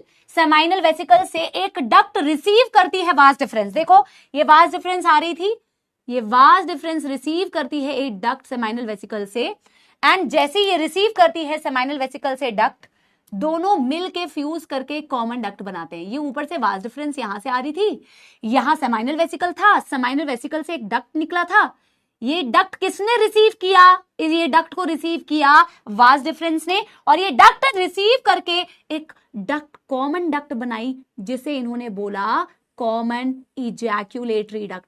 क्या मेरे सपोलो को ये लाइन समझ में आई कि नहीं? बेटा मेरे को एक बात बताओ, मैंने ना एक एक चीज तुम्हें खुद बना बना के बताई, क्या समझे कि नहीं? नहीं नहीं, हाँ नहीं नहीं नहीं नहीं, नहीं भैया ऐसा कुछ गलत मत सोच लेना। एक बच्ची कह रही है कि क्या वास्ट डिफरेंस जो है मैम, क्या ये यूरिनरी ब्लैडर के अंदर है? ना ना ना ना, है तौबा है तौबा। नहीं भाई, नहीं नहीं नहीं, अंदर नहीं है भाई। मैंने डायग्राम, अब बोर्ड में मैं 3D थोड़ी दिखा सकती हूँ बेटा, अभी मैं दिखाऊंगी, ऐसे नहीं होता। ये यूरिनरी ब्लैडर है ना, इसके ऊपर से जाती है एक्चुअली वो, तो उसके ऊपर से जाती है, तो अब मैं कैसे दिखाऊं? इसके अंदर नहीं है बाबू, इसके अंदर नहीं है, ठीक है ना। अब मैं 3D दिखाऊंगी और बेटर क्लियर होगा। ऐसे करके ना इसके ऊपर से जाती है एक्चुअली, ठीक। मैं वापस से रिपीट कर रही हूं, और मैं वापस से रिपीट कर रही हूं, साइड में रिपीट कर रही हूं। तुम क्या करना, इसको बनाना मत, जो ये बना रहे हैं ना वो बनाते रहो। मैंने ये बताया बेटा कि ये टेस्टिस थी, अब बड़ा सा बना के बता रही हूं ना, ये टेस्टिस थी ना बेटा, तो बोला टेस्टिस से एक डक्ट निकल रहा था, जिसे मैं बोल रही हूं वास्ट डिफरेंस। ये वास्ट डिफरेंस जो है, अब ये क्या करेगी, एक स्ट्रक्चर है जिसे हम बोल रहे हैं सेमाइनल वेसिकल। सेमाइनल वेसिकल से एक डक्ट निकलती है, इस डक्ट का नाम नहीं दिया हुआ, बोला कि सेमाइनल वेसिकल से एक डक्ट निकलती है। इस डक्ट को रिसीव करती है कौन? आपकी वास्ट डिफरेंस। रिसीव करने का मतलब वास्ट डिफरेंस। अरे भाई ऐसे हो गया ना, एक रास्ता इधर है बेटा, एक रास्ता इधर है, इस रास्ते से जब ये रास्ता मिलता है तो एक कॉमन रास्ता बन जाता है। क्या आप मेरी बात समझे? रोड है, तो एक रोड इधर से आ रही है, एक रोड इधर से आ रही है, दोनों रोड मिल जाती है तो एक कॉमन रोड बन जाती है। इससे आसानी से और क्या समझोगे? एक रोड इधर से आ रही है, एक रोड इधर से आ रही है, दोनों रोड बनके एक कॉमन रोड बनाती है। वही वाली बात थी, यहाँ पे भी दो रोड थे भाई, यहाँ पे भी दो रोड थे ना बेटा। यहाँ पे दो रोड कौन से थे? एक वास्ट डिफरेंस थी जो टेस्टिस से स्पर्म को लेके आ रही थी, और जब वो मिलती है दूसरे रोड से, दूसरा रोड कहाँ है? Seminal vesicle. सेमाइनल वेसिकल से एक डक्ट निकली हुई है, ये डक्ट और वास्ट डिफरेंस दोनों मिल जाते हैं, दोनों मिलके जो एक कॉमन रास्ता बनाते हैं ना बेटा, ये वो कॉमन रास्ता है ग्रीन वाला, सॉरी रेड वाला। इस कॉमन रास्ते का नाम होता है इजैक्यूलेटरी डक्ट। इस कॉमन रास्ते का नाम होता है इजैक्यूलेटरी डक्ट। देखो कितना सरल है, अपने डेली लाइफ से भी तुम एग्जांपल्स रिलेट कर सकते हो। क्लियर है? क्लियर है बेटा? जैसे फ्रॉग, अरे बहुत सारे बच्चों को फ्रॉग याद आ रहा है, क्या बात है, मुझे तो लग रहा था फ्रॉग के लेक्चर में तुम्हें मौत आ रही थी 11वीं में। इजी पीजी, समझ में आई बात? और चिंता ना करो, अभी दूसरा भी डायग्राम बनाएंगे। बट बेटा मैंने एक एक चीज तुम्हें बताई है, ये नहीं बोलना कि नहीं मैम अब भी नहीं पता चल रहा क्या बताया। थोड़ा इसको ना नीचे बनाती हूँ बेटा, थोड़ा घिच पिच हो गया है समय, ये वास्ट डिफरेंस को थोड़ा नीचे लिखते हैं। बेटा एक थम्स अप दे दो अगर किसी को भी कोई प्रॉब्लम नहीं है, एक थम्स अप दे दो अगर किसी को भी कोई प्रॉब्लम नहीं है। यहां तक किसी को कोई दुख दर्द समस्या नहीं होनी चाहिए। This was your vast difference. NCERT ने कहा vast difference receive a duct, vast difference receive a duct from seminal vesicle. Seminal vesicle से वो ये डक्ट रिसीव करती है, इस डक्ट का कोई नाम नहीं है, और डक्ट रिसीव करके एक कॉमन डक्ट बना लेती है। इस कॉमन डक्ट को बोला जाता है एक्चुअल में इजैक्यूलेटरी डक्ट। मेरे सपोलो, इसे बोला जाता है कॉमन इजैक्यूलेटरी डक्ट। अगर तुम्हारे पास यहां लेबलिंग का स्पेस नहीं है तो तुम बाद में दूसरे साइड में कर लेना, लोड नहीं लो। कॉमन इजैक्यूलेटरी डक्ट, बोलो हाँ या ना, कॉमन इजैक्यूलेटरी डक्ट। तो बेटा अपनी आंखों से, इन आंखों से जरा देख के बताओ, इस इजैक्यूलेटरी डक्ट की ओपनिंग कहां हो रही है? ये इजैक्यूलेटरी डक्ट किस जगह जाके खुल रहा है? ये इजैक्यूलेटरी डक्ट कहां जाके ओपन हो रहा है, कोई मुझे बताएगा? और इस यूरिनरी ब्लैडर से ये जो डक्ट निकली थी, इसे मैंने यूरेथ्रा बोला। यूरेथ्रा में एक चीज तो हमें मैम पहले से मालूम है कि इस यूरेथ्रा के अंदर आएगा यूरिन, क्योंकि ब्लैडर के अंदर यूरिन भरा हुआ है। जैसे बेटा अभी तुम्हारे में भी भरा होगा, है ना, क्लास करते करते भर ही जाता है बेटा, है ना, फिर तुम्हारे को बेटा मौत आ रही होती है, स्ट्रेच रिसेप्टर्स एक्टिवेट होते हैं, पर तुम सोच रहे हो तो अगर मैं छोड़ के चला जाऊंगा तो मेरा बैकलॉग हो जाएगा क्लास में 2 मिनट का, तो तुम बेटा एकदम जोर लगा के हईशा, है ना, यूरेथ्रा, वेरी गुड, यही तो लाइन है। तो एनसीईआरटी कहती है vast difference receives a duct from seminal vesicle, it forms common ejaculatory duct. और कॉमन इजैक्यूलेटरी डक्ट कहां ओपन होती है बेटा? Common ejaculatory duct opens into urethra. यही तो एनसीईआरटी की लाइन है जो तुमने आंसर दिया, common ejaculatory duct opens into urethra. This is NCERT की लाइन। बताइए किसी को कोई दुख दर्द समस्या तो नहीं है? अरे भाई ये क्या कर रहे हैं, किसी को कोई दुख दर्द समस्या तो नहीं है कि ये कहां ओपन हो रही है? यूरेथ्रा के अंदर। क्या मेल्स में एक ही टेस्टिस है बेटा? नहीं, एक टेस्टिस इधर बना के बताया ना, तो एक टेस्टिस इधर भी मौजूद होती है, उस पे भी आऊंगी अभी मैं, उस पे भी आऊंगी मैं, ठीक है ना। यहां तक कोई प्रॉब्लम? तो दूसरे साइड का बना दूं एक बारी, दूसरे साइड का एक बारी बना के दिखा दूं, दूसरे साइड का भी एक बारी बना लेते हैं ना यार। तुम भी ट्राई करो, तुम भी ट्राई करो यार, तुम भी ट्राई करो, ठीक है ना। दूसरे साइड के भी टेस्टेस बनाते हैं, दूसरे साइड में भी सेम चीज ही तो होगी। अरे भाई बोर्ड को मौत आ रही है। टेस्टिस को थोड़ा छोटा कर रही हूं क्योंकि अभी एक्सटर्नल जेनिटेलिया भी बनाना है।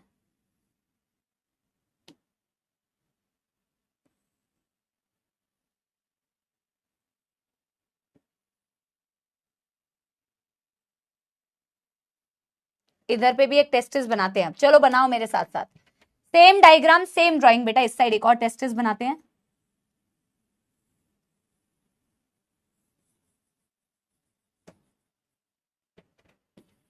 कोशिश करूंगी कि सिमेट्री बनाऊं और फिर से रिवाइज होगा। अब बेटा फिर से इसके थ्रू रिवाइज करो।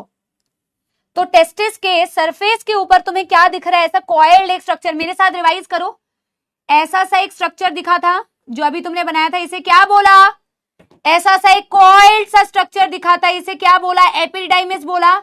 उस तरफ भी बेटा दिख रहा है, इस तरफ भी दिखेगा, हाँ या ना? हाँ या ना? सेमाइनल वेसिकल क्या होता है वेदिका? अभी मैं बताऊंगी। वैसे तो बेटा तुझे बताना चाहिए था कि सेमाइनल वेसिकल क्या होता है, क्योंकि मैंने अभी अभी तुझे पीछे फ्लो चार्ट में बताया हुआ है। सेमाइनल वेसिकल एसेसरी ग्लैंड, अभी बताऊंगी बेटा, एक एक चीज बताऊंगी, जिसके बारे में नहीं बताया उसके बारे में बताऊंगी। ये कॉइल स्ट्रक्चर सही बोला आपने, एकदम एपिडिडाइमिस है। बार बार 10 बार बेटा लेबलिंग करने की जरूरत नहीं है। अब बेटा जैसे यहां पे एपिडिडाइमिस तुम्हें ऊपर ऊपर दिख रहा था, यहां पे भी तुम्हें ऊपर ऊपर दिख रहा है। अब ये क्या होगा बेटा? ये यहां से एपिडिडाइमिस से ये क्या डक्ट निकलेगी बेटा? दिस विल बी द वास deferens, this will be the vas deferens. बोलो हाँ या ना? सही बना? सही है?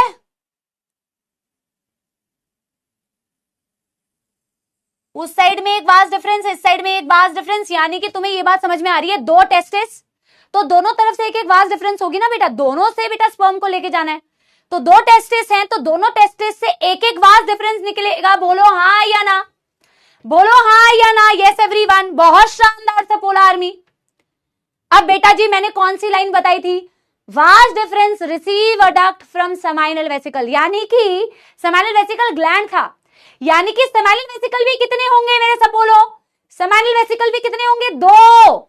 इधर भी एक सेमाइनल वेसिकल होता है, इधर भी एक सेमाइनल वेसिकल होता है, सारा याद हो जाना चाहिए। अभी यहां पे भी एक सेमाइनल वेसिकल, यहां पे भी एक सेमाइनल वेसिकल, बना देते हैं यार, बना देते हैं यार, यहां पे भी बना डालते हैं एक सेमाइनल वेसिकल को।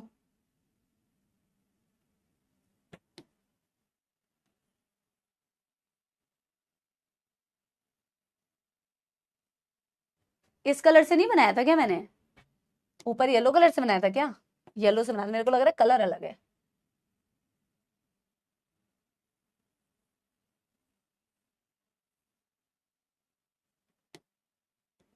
मैं ना हर चीज कोशिश करती हूँ कि थोड़ी परफेक्ट बने, जितनी पॉसिबल है बेटा, है ना। चलो, इधर भी एक सेमाइनल वेसिकल, उधर भी एक सेमाइनल वेसिकल, बहुत शानदार।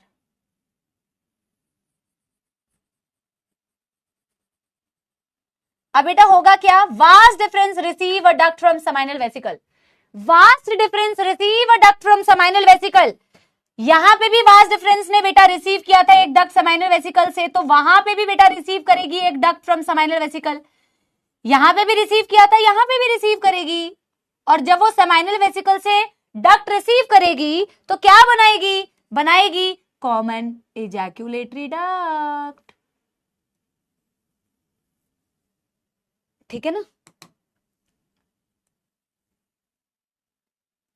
ये आई वास्ट डिफरेंस, दोनों बेटा डक्ट, ये यहां सेमाइनल वेसिकल से एक डक्ट रिसीव करेगी, डक्ट रिसीव करके क्या बनाएगी, common ejaculatory duct. Common ejaculatory duct की ओपनिंग कहां दिखेगी तुम्हें, इनटू द यूरेथ्रा। बताओ बेटा कोई दुख दर्द समस्या सो फार, क्या आपको एक भी पॉइंट में दिक्कत आई, क्या आपको एक भी पॉइंट में दिक्कत आई, यस एवरीवन, कोई समस्या बेटा यहां तक। दो टेस्टिस बनाए, दो वास्ट डिफरेंस बनाए, वास्ट डिफरेंस यूरिनरी ब्लैडर के ऊपर से जाता है, ये दूसरे डायग्राम से भी देखोगे। वास्ट डिफरेंस रिसीव करता है duct from seminal vesicle which is one of the male accessory gland. Seminal vesicle से डक्ट रिसीव करता है, बनाता है common ejaculatory duct. Common ejaculatory duct open होता है यूरेथ्रा में, यानी कि मेरे प्यारे प्यारे सपोलो, सुनो मेरी बात बेटा, एम्प्यूला कहीं दिया हुआ है तो मुझे ये बता, जो भी लोग बेटा एक्स्ट्रा ज्ञान देने यहां आते हैं, हाँ एनसीईआरटी नहीं पता पर फालतू की सारी चीजें पता है। एम्प्यूला की जरूरत नहीं है यहां, जो भी जरूरत है बताऊंगी मैं बेटा। यानी कि यूरेथ्रा से यूरिन भी आ सकता है और यूरेथ्रा से मेल्स में स्पर्म भी आ सकता है, बोलो हाँ या ना। आप खुद देख के मुझे बताओ ना बेटा, ये यूरेथ्रा यूरिनरी ब्लैडर से निकल रही है, यूरिनरी ब्लैडर में यूरिन है, तो इस यूरेथ्रा से यूरिन भी आ सकता है।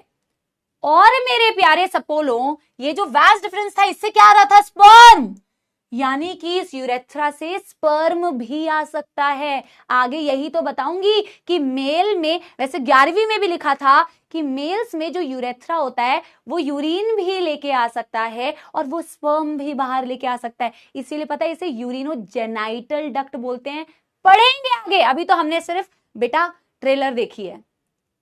क्योंकि ये यूरिन लेके आ रहा है इसलिए यूरिनो जेनाइटल इसीलिए बोलते हैं, क्योंकि ये स्पर्म भी लेके आ सकता है। यूरिनोजेनाइटल डक्ट, बोलो मजा आ गया, yes everyone, easy PG, easy PG, अति सुंदर छवि बन चुकी है हमारी।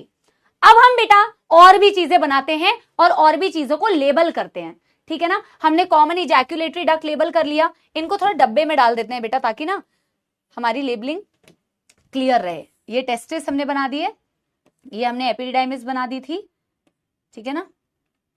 ये हमने वास्ट डिफरेंस बना दिया था, ठीक है। ये हमने अरे अरे अरे अरे अरे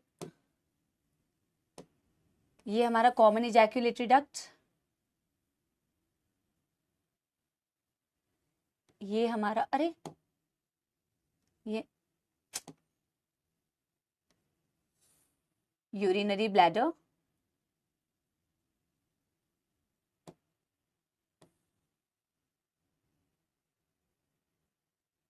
सेमाइनल वेसिकल,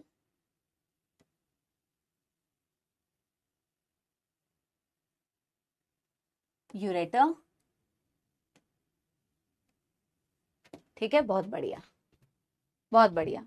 अरे 3D देखेंगे, सब्र करो भाई, ठीक है, सब्र करो। अभी स्क्रोटम नहीं बताया, अभी स्क्रोटम बताऊंगी, अभी स्क्रोटम बताऊंगी। अब बेटा देखो, जैसे हमने सेमाइनल वेसिकल बनाया है वैसे ही बेटा कौन कौन से ग्लैंड्स है जरा नाम देखना, एसेसरी ग्लैंड्स। अभी मैंने डायग्राम में तुम्हें क्या क्या दिखा दिया, अभी मैंने डायग्राम में दिखा दिया बेटा टेस्टिस, अभी मैंने डायग्राम में तुम्हें दिखा दिया टेस्टिस, टेस्टिस दिखाया कि नहीं, हाँ या ना। अरे भाई ये क्या हो रहा है, अभी मैंने डायग्राम में तुम्हें क्या दिखाया मैम, टेस्टिस दिखा दिया डायग्राम में। मैंने डायग्राम में तुम्हें एपिडिडाइमिस, डायग्राम में तुम्हें वास डिफरेंस दिखा दिया। रेटे टेस्टिस वासा एफरेंशिया इस डायग्राम में दिख भी नहीं सकता, क्योंकि जब मैं टेस्टिस का इंटरनल स्ट्रक्चर बनाऊंगी ना तभी तुम देख पाओगे, ठीक है ना। मैंने डायग्राम में तुम्हें अभी सेमाइनल वेसिकल दिखा दिया, बोलो हाँ या ना। अब मैं तुम्हें डायग्राम में दिखाने जा रही हूं, अभी तो सिर्फ जो लिखा है उसको पढ़ रहे हैं। अभी मैं तुम्हें बेटा डायग्राम में दिखाऊंगी प्रोस्टेट ग्लैंड, अभी मैं तुम्हें डायग्राम में दिखाऊंगी बल्बो यूरेथ्रल ग्लैंड, अभी मैं तुम्हें डायग्राम में दिखाऊंगी बेटा एक्सटर्नल जेनिटेलिया। अभी डायग्राम बचा हुआ है, ठीक है ना। देखो देखो, यस, जरा देखते हैं भैया, देखते हैं, चलिए ठीक है, यस। बनाते हैं अब अगला ग्लैंड। यूरिनरी ब्लैडर के जस्ट नीचे ग्लैंड मौजूद होती है, यूरिनरी ब्लैडर के जस्ट नीचे ग्लैंड मौजूद होती है। जो मैं ये बना रही हूं ना बेटा, किस कलर से बनाऊं कि तुम्हें एकदम क्लियर नजर आए, ब्लू कलर से बनाती हूँ, क्योंकि ब्लू कलर अभी यूज नहीं हुआ है ना। तो एक ये वाला ये वाला ब्लू कलर लेते हैं, ये इससे बनाती हूं। देखो ये मैं अब बनाने जा रही हूं बेटा, जो ब्लैडर के जस्ट नीचे मौजूद होता है, ये इसे बोलते हैं प्रोस्टेट ग्लैंड, इसे एक्चुअल में बोलते हैं प्रोस्टेट ग्लैंड। बेटा सारी चीजें लिखेंगे, अभी तो ड्राइंग बना लो बस।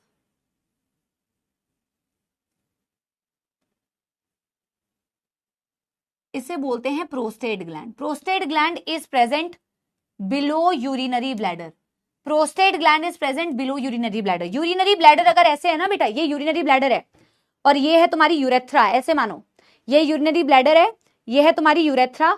तो इसके नीचे ही एक्चुअल में ये जो यूरेथ्रा होती है ना, ये इसी स्ट्रक्चर के अंदर से पास होती है, जिसे आप बोलते हो प्रोस्टेट ग्लैंड। तो ये तुम्हारा प्रोस्टेट है ना, प्रोस्टेट के अंदर से ही एक्चुअल में ये यूरेथ्रा पास होती है। तो प्रोस्टेट ग्लैंड जो होती है ऐसे ट्राइंगल जैसा, जो तुम्हें दिख रहा है ट्राइंगल जैसा, ये प्रोस्टेट ग्लैंड ब्लैडर के जस्ट नीचे मौजूद होती है। यूरिनरी ब्लैडर एक्चुअल में लोकेशन भी इसका ऐसा ही होता है, prostate gland is located below urinary bladder, below urinary bladder. बोल रहा है लाइक दिल, दिल जैसा नहीं है एक्चुअल में, ये जो स्ट्रक्चर है, ये जो स्ट्रक्चर है बेटा, दिस इज प्रोस्टेट ग्लैंड। क्या बात क्लियर है सबको? क्या बात क्लियर है कि इसकी लोकेशन क्या है? क्या बात क्लियर है बेटा, इसकी लोकेशन कहां है? और ये एक ही सिंगल है, ये सिंगल है बेटा, ये डबल नहीं है, ये सिंगल स्ट्रक्चर है, ये डबल स्ट्रक्चर कतई नहीं है। क्या ये बात क्लियर हुई? ये सेमाइनल वेसिकल जैसा नहीं है, ये सिंगल स्ट्रक्चर होता है, ये डबल स्ट्रक्चर नहीं होता, ये पेयर नहीं होता, ये टेस्टिस जैसे सेमाइनल वेसिकल जैसे पेयर नहीं होगा, ये सिंगल स्ट्रक्चर होगा। इसे बोलते हैं प्रोस्टेट ग्लैंड, इसे क्या बोलते हैं? Prostate gland. अब तीसरा ग्लैंड दिखा दूं, तीसरा ग्लैंड दिखा दूं, bulbo urethral gland. Bulbo urethral gland होता है यूरेथ्रा के साइड्स पे, बल्बो यूरेथ्रल ग्लैंड्स होता है यूरेथ्रा के साइड्स पे, और ये पेयर्ड होता है। देखो दो बनाया मैंने, अगर ये तुम्हारी यूरेथ्रा है ना, तो एक छोटा सा बेटा स्ट्रक्चर गोल सा, एक यूरेथ्रा के लेफ्ट साइड पे होगा, एक यूरेथ्रा के राइट साइड पे होगा। उसकी लोकेशन भी यही बोली जाती है, that bulbo urethral gland is present at the sides of urethra, urethra के साइड्स में। डायग्राम में भी तुम्हें दिख रहा है। प्रोस्टेट की लोकेशन कहां दिख रही है? प्रोस्टेट की लोकेशन दिख रही है यूरिनरी ब्लैडर के नीचे, और बल्बो यूरेथ्रल की कहां दिख रही है बेटा? यूरेथ्रा के साइड्स में। यही इसकी लोकेशन है, यही इसकी लोकेशन है बेटा, साइड्स ऑफ यूरेथ्रा। लेबल कर दूं, this is bulbo urethral gland. अभी तो हम मेल रिप्रोडक्टिव सिस्टम के सारे स्ट्रक्चर्स की पोजीशंस और बेटा लोकेशंस इस डायग्राम से समझने की कोशिश कर रहे हैं, ठीक है ना? Yes yes. यानी कि कौन कौन से ग्लैंड तुम्हें पेयर में दिखे बेटा? यानी कि लैग हो रहा है, ठीक कर लेते हैं बेटा, इतनी टेंशन मत लो, होता रहता है बेटा। बड़ी बड़ी क्लासेस में ऐसे छोटे छोटे लैग तो बेटा होंगे ही ना। क्लास देखो ना किसकी चल रही है भाई, तो लैग तो होगा ना। यार लैग हो रहा था थोड़ा सा, है ना? हाँ लैग लैग, ब्लर ब्लर। बेटा तुम्हें तो वैसे भी चीजें ब्लर ही दिखती है ना, जितनी भी क्लियर हो। मैम रिपीट दिख नहीं रहा है। तुम्हारा दिमाग तो वैसे भी लैग में चलता है, मैं समझ रही हूं। उसके ऊपर अगर असली में लैग हो जाए तो तुम तो बिल्कुल ही लैग हो जाओगे बेटा, फैल जाओगे, है ना?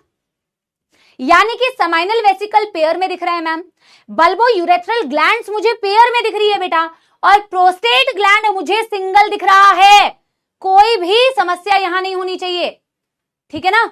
यस, बल्बो यूरेथ्रल 2 दिख रहे हैं पेयर, बेटा ये सारी बातें लिखेंगे, पर बेटा डायग्राम में जो चीजें दिख रही है वो तो तुम्हें याद होनी चाहिए ना।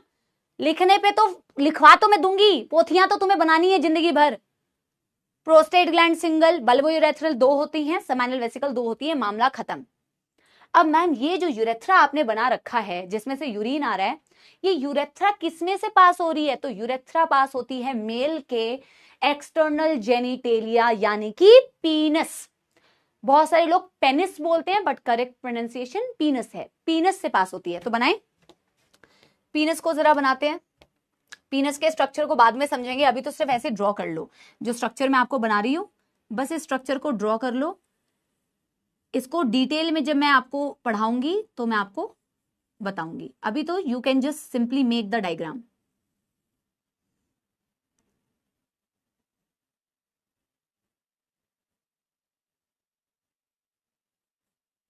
तो इस पीनस में से बेटा जो पास होता है ना, पीनस के सेंटर में से यही डक्ट निकलती है बेटा, जिसके थ्रू यूरिन बाहर आता है, जिसके थ्रू एक्चुअल में यूरिन बाहर आता है। This is called as the urethra.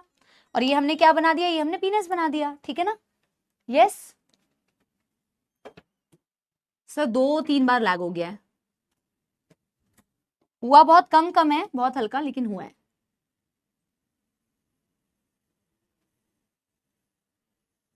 बेटा ये जो मैं आप सोच रहे होंगे मैम आप इतना ये स्ट्रक्चर्स को कलर से क्यों बना रहे हो, ये येलो और पिंक, क्योंकि बेटा आगे मैं आपको समझाऊंगी जो पीनस होता है ना, इसी के थ्रू जो रिप्रोडक्टिव इवेंट का सेकेंड स्ट्रक्चर आपने पढ़ा ना, सेकेंड इवेंट आपने पढ़ा ना, इंसेमिनेशन, मतलब कि ट्रांसफर ऑफ गैमीट। तो ये जो मेल गैमीट फीमेल की बॉडी के अंदर ट्रांसफर होती है, उस इंसेमिनेशन के लिए रिक्वायर्ड होता है this structure penis. Okay, so the male gametes are transferred with the help of this. तो इसके हेल्प से कैसे ट्रांसफर होती है बेटा? क्योंकि पीनस में इरेक्टाइल टिश्यूज होते हैं। पीनस में क्या होते हैं? इरेक्टाइल टिश्यूज, जिसके बारे में बताऊंगी मैं, पर बेटा बहुत डिटेल में एनसीईआरटी में नहीं है, ठीक है ना। सो इसके अंदर इरेक्टाइल टिश्यूज होते हैं जो पीनस के इरेक्शन में मदद करते हैं, मैं आपको आगे पढ़ाऊंगी। और इसी की मदद से स्पर्म्स बॉडी के अंदर फीमेल के ट्रांसफर होते हैं। तो अभी तो हम क्योंकि डिटेल में एक एक स्ट्रक्चर को तो पढ़ नहीं रहे, मैं आगे आगे जैसे जैसे 1 by 1 पढ़ाऊंगी। पहले टेस्टिस पढ़ेंगे, एसेसरी ग्लैंड्स पढ़ेंगे, एसेसरी डक्ट पढ़ेंगे, फिर एक्सटर्नल जेनिटेलिया पढ़ेंगे। अभी तो मैं सिंपली ऐसे बना के तुम्हें बता रही हूं कि ये हो गया तुम्हारा बेटा यूरेथ्रा। यूरेथ्रा से क्या आ रहा है बेटा? बाहर सीमन भी बाहर आ रहा है, और यूरेथ्रा से बेटा क्या बाहर आ रहा है? सॉरी, स्पर्म भी बाहर आ रहे हैं और यूरिन भी बाहर आ रहा है। तो ये मैं लेबल कर देती हूं पहले। तो बेटा ये है यूरेथ्रा, ठीक है ना। ये स्ट्रक्चर क्या बनाया हुआ है बेटा? मैंने ये पीनस बनाया हुआ है। तो पीनस की बेटा एक खास बात होती है दैट जो पीनस है ना बेटा, पीनस का फ्रंट पार्ट जो तुम्हें दिख रहा है ना, जो पीनस का फ्रंट पार्ट होता है वो एनलार्ज होता है। मतलब अगर मैं तुम्हें ऐसे बना के बताऊं, जो मैं दूसरे डायग्राम में तुम्हें बताऊंगी, जो पीनस होता है ना बेटा मेल्स में, जो पीनस होता है नॉर्मली इसका जो फ्रंट पोर्शन आप देखोगे, ये front portion is slightly enlarged. This front part of the पीनस is enlarged. Enlarged मतलब कंपैरेटिवली बड़ा होता है, एंड दैट फ्रंट एनलार्ज्ड जो पार्ट होता है पीनस का, उसे बोला जाता है ग्लैंस पीनस। क्योंकि हमें डायग्राम में लेबल करना है, तो यहां पे भी बताऊंगी, जो मैं दूसरा बेटा डायग्राम पढ़ाऊंगी ना, उसमें भी मैं तुम्हें लेबल करा दूंगी, ठीक है ना। यस, अरे नहीं, अरे भाई सुनो सुनो सुनो सुनो मेरी बात। कितने साल से बेटा मैं पढ़ा रही हूँ? 9+ years हो गए, ठीक है। ऑनलाइन में कब से पढ़ा रही हूँ? 2021 से, है ना। तुम्हें क्या लग रहा है बेटा मुझे इन चैट्स ऑफ करने की कोई जरूरत नहीं है बेटा। अरे तुसी टेंशन ना लो, तुसी पढ़ो मस्त, ठीक है ना। चैट्स बेटा ये हर साल होती है, I am used to it. तुम्हें टेंशन लेने की कोई जरूरत नहीं है। मैं तुम्हें बेटा उतने ही प्यार से, उतनी ही डिटेल में एक एक चीज पढ़ाऊंगी बिना किसी हेजिटेशन के। क्योंकि ये हेजिटेशन तो बेटा उसे करनी चाहिए जो लिख रहा है, मूर्ख है। उससे 2 बातें पूछोगे तो उसको कुछ ज्ञान नहीं है, कुछ ज्ञान नहीं है ना। तुम ये टेंशन ना लो कि हाय राम मैम चैट देख लेंगी तो मैम गुस्सा हो जाएंगी और फिर मैम हमें बताएंगी नहीं। नहीं भाई, मैम तुम्हें सारी चीजें उतनी ही डिटेल में, उतनी अच्छे से बताएंगी।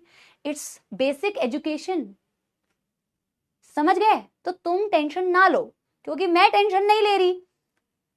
मेरी भी आंखें हैं, मुझे सब सुनाई देता है, ठीक है ना, मुझे सब इग्नोर करना आता है, तो मैं कर दूंगी यार, तुम टेंशन क्यों ले रहे हो, तुम मस्त पढ़ो बिंदास। क्योंकि तुम्हें कुछ क्वेश्चन पूछना होगा, फिर तुम कैसे पूछोगे ना, तो बेटा उसे हटाओ, ठीक है ना। भाई जिसके दिमाग में गंदगी होती है वही लिख रहा होता है गंदगी, और वो हर साल लिखेगा बेटा, इसमें क्या फर्क पड़ता है। जब उसका वक्त आएगा ना बेटा एक्चुअल में जीवन में, तो उसको कुछ नहीं समझ में आएगा, ठीक है ना। चलिए सुनो सुनो सुनो सुनो ना, मैं बेटा देखो जब तुम मुझे जेन्युइनली बहुत हर्ट करोगे ना, टेस्ट में ना नंबर लाके, क्लास अटेंड ना करके, तब मैं गुस्सा होती हूँ। अर्जुनाज को पता होगा, जब देखो मैं गुस्सा होती हूँ तब मैं बहुत गुस्सा होती हूँ बेटा, वो अलग बात है। बट मैं ऐसा नहीं है बेटा कि मैं हर दूसरे दिन गुस्सा ही होती रहूंगी, तुम्हारे पे पढ़ाने आई हूँ या गुस्सा करने आई हूँ, ठीक है ना। जो जेन्युइन रीजन में मुझे गुस्सा आएगा फिर वो अलग बात है, फिर तो आग लग जाएगी बेटा, ठीक है ना। बट नॉट लाइक दिस बेटा। Now see those guys wasted my 2 minutes, मैंने उनको 2 मिनट अपनी जिंदगी के कीमती टाइम दे दिया गाइज। चलो वापस आओ टॉपिक पे। पीनस का एनलार्ज जो फ्रंट पार्ट होता है उसे बोला जाता है ग्लैंस पीनस। तो अगर आपसे पूछा जाए what is glans penis, glans penis is enlarged front portion of the penis. Penis क्या होता है, कॉप्यूलेशन के लिए जो सेक्सुअल इंटरकोर्स होता है बेटा, जिसके दौरान मेल की बॉडी से फीमेल की बॉडी में स्पर्म जाएगा, तो वो पीनस की मदद से होता है। तो वो कॉप्यूलेशन में हेल्प कर रहा है, सेक्सुअल इंटरकोर्स में हेल्प कर रहा है, ठीक है ना। तो ये पीनस है, इसको लेबल कर दूं। और इस पीनस के सेंटर में से क्या पास हुआ बेटा, इस पीनस के सेंटर में से पास हुआ मैम, पीनस के सेंटर में से पास हुआ यूरेथ्रा। ये पीनस हो गया। और मैम ने बताया पीनस का जो एनलार्ज फ्रंट पार्ट है उसे बोलते हैं ग्लैंस पीनस। मैम ने क्या बोला, ठीक है ना, यस यस। चलिए अब बेटा जी, अब क्या देखना है बेटा, तुम्हें क्या लगता है यूरेथ्रा में ओपनिंग होनी चाहिए कि नहीं, या ये डक्ट बंद होनी चाहिए, इसमें से कुछ बाहर नहीं जाना चाहिए, डक्ट ओपन होनी चाहिए कि नहीं, कुछ लॉजिकली अपना दिमाग लगाओ। ऑफ कोर्स मैम, जो यूरेथ्रा होती है उसमें ओपन होना चाहिए, डक्ट बंद थोड़ी होनी चाहिए भाई, उसमें से तो यूरिन भी निकलेगा, स्पर्म भी निकलेगा। तो यूरेथ्रा में ओपनिंग होती है बेटा, उस ओपनिंग को बोला जाता है एक्सटर्नल यूरेथ्रल ऑरिफाइस। ये सारे नाम बेटा बार बार बोलने हैं तभी याद होगा, ठीक है ना। ये ओपनिंग होनी चाहिए ना बेटा, इस ओपनिंग को बोला जाता है यूरेथ्रल मीटस। 2 नाम है, यूरेथ्रल मीटस। ये मत सोचना कि मैम ने यहां क्यों नहीं लिखा कि ये ओपनिंग होती है, क्योंकि बेटा मैं तो आपको हर एक स्ट्रक्चर को आगे डिटेल में पढ़ाऊंगी ना, फिर भी मैं तुम्हारे नो कंफ्यूजन के लिए लिख देती हूं ओपनिंग ऑफ यूरेथ्रा। इसी के थ्रू तो बेटा यूरिन या फिर स्पर्म बाहर आएगा। और लास्ट बेटा इस डायग्राम में एक चीज बची है, लास्ट 2 चीज बची है, ठीक है ना, यस। एक कि ये जो पीनस होता है ना बेटा, तो इस पीनस के जो एनलार्ज फ्रंट पार्ट मैंने तुम्हें बताया, जिसे मैंने बोला क्या, ग्लैंस पीनस। तो इस ग्लैंस पीनस में तुम्हें दिख रहा होगा एक स्किन होती है बेटा, देयर इज अ स्किन, उस स्किन का नाम होता है फोर स्किन।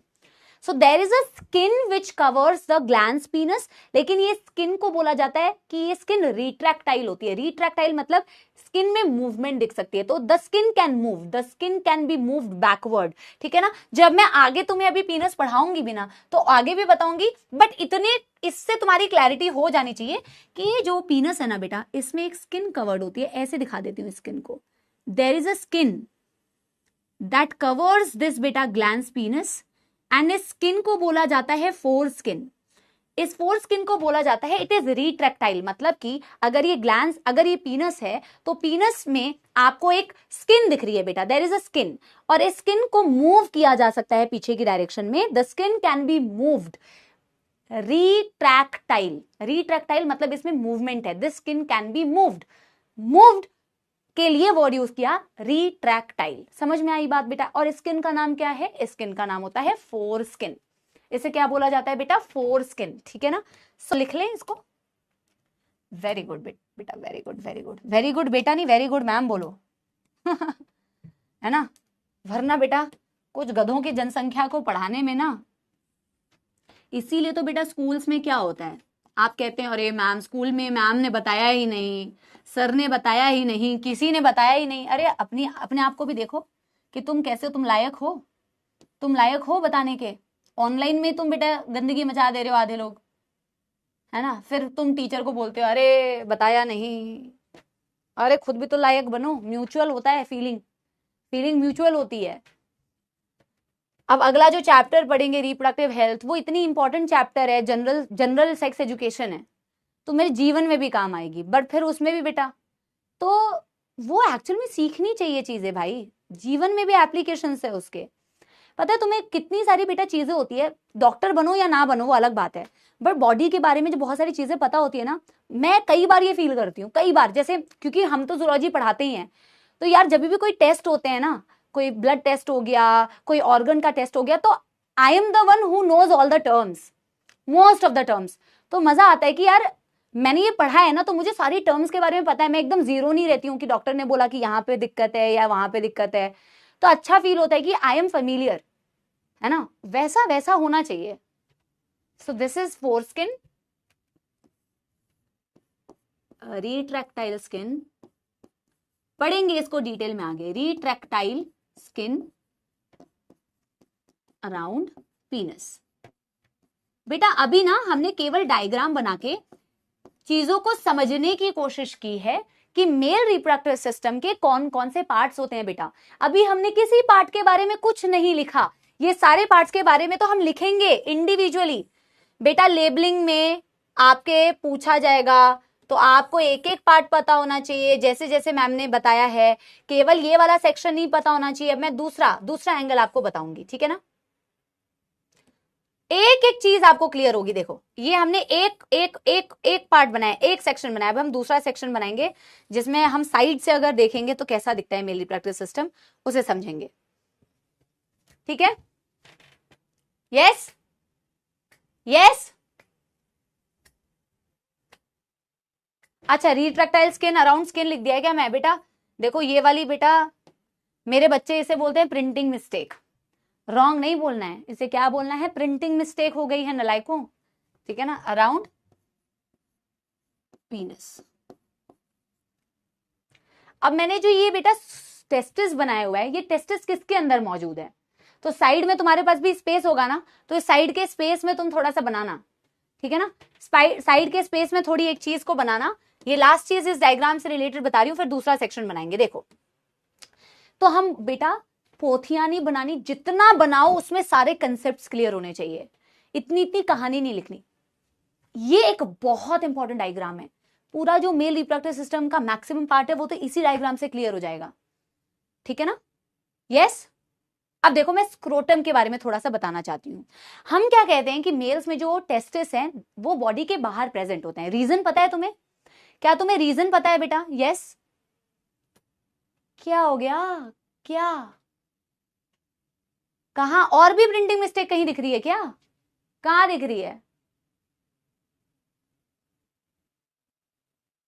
कर क्या रहे हो तुम? अच्छा सुनो सुनो सुनो सुनो सुनो सुनो सुनो सुनो सुनो सुनो सुनो सुनो, यही है ना, अब तो कुछ नहीं है ना।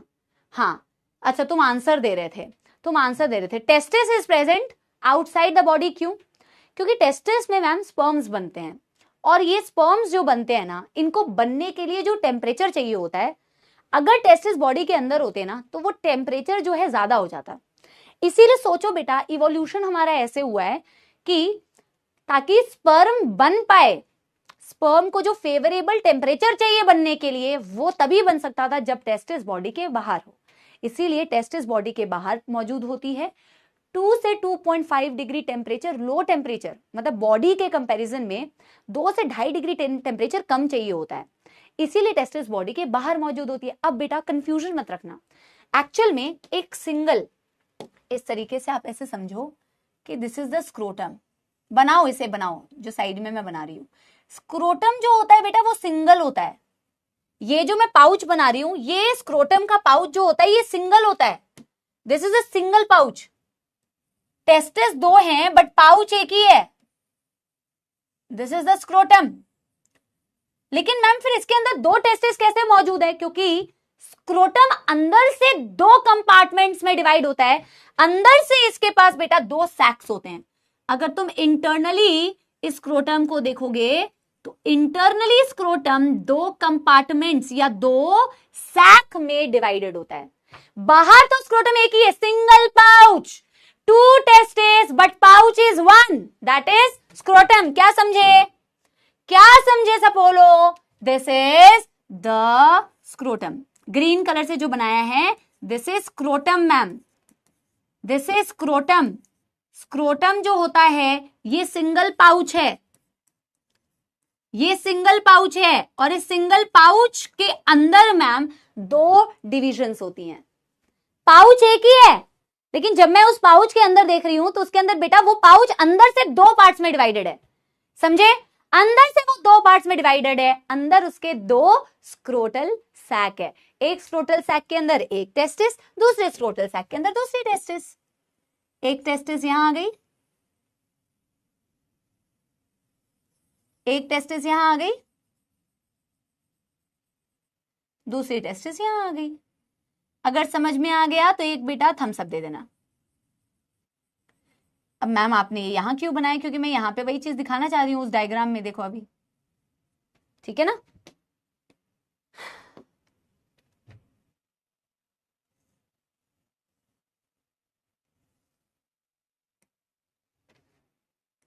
टू स्क्रोटल सैक या कंपार्टमेंट,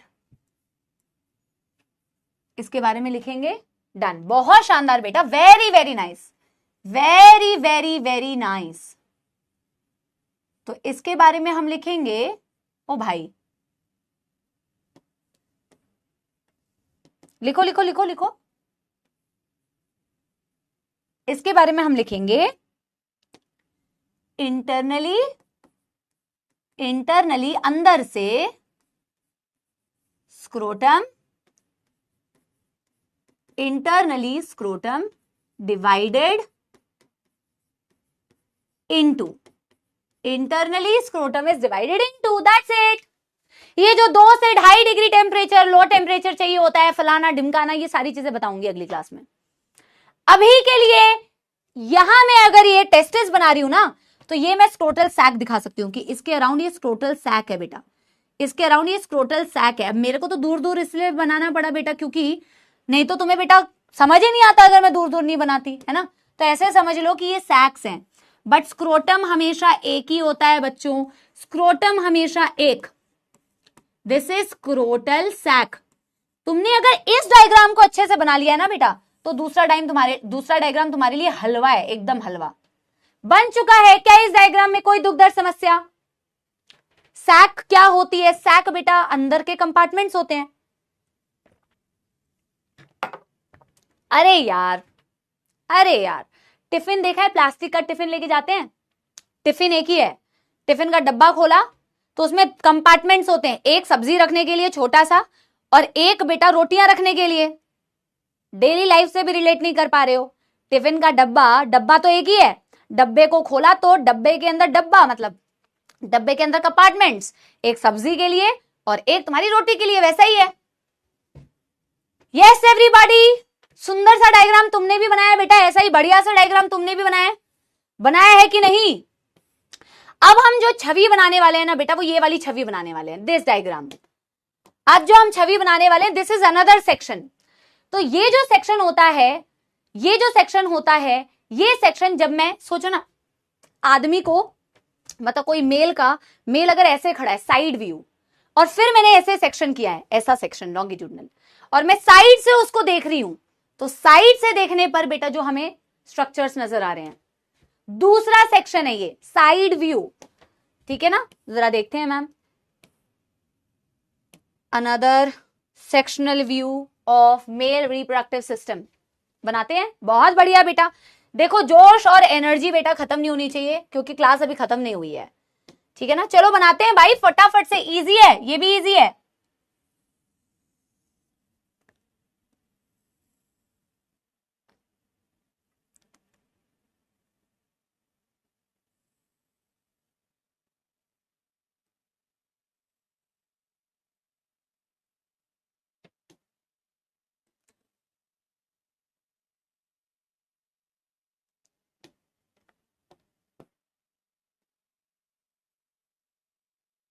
पहले मैं आउटलाइन बना लेती हूँ, आउटलाइन बनाने से ना, हाँ अब देखो बेटा आउटलाइन बना लिया ना, अब देखो नहीं नहीं लैंडस्केप बनाने की जरूरत नहीं, portrait portrait portrait portrait portrait portrait भाई, नॉट लैंडस्केप, पोर्ट्रेट, आधे पेज का भी स्पेस है तो बन जाएगा, पोर्ट्रेट बनाना है, ठीक है ना।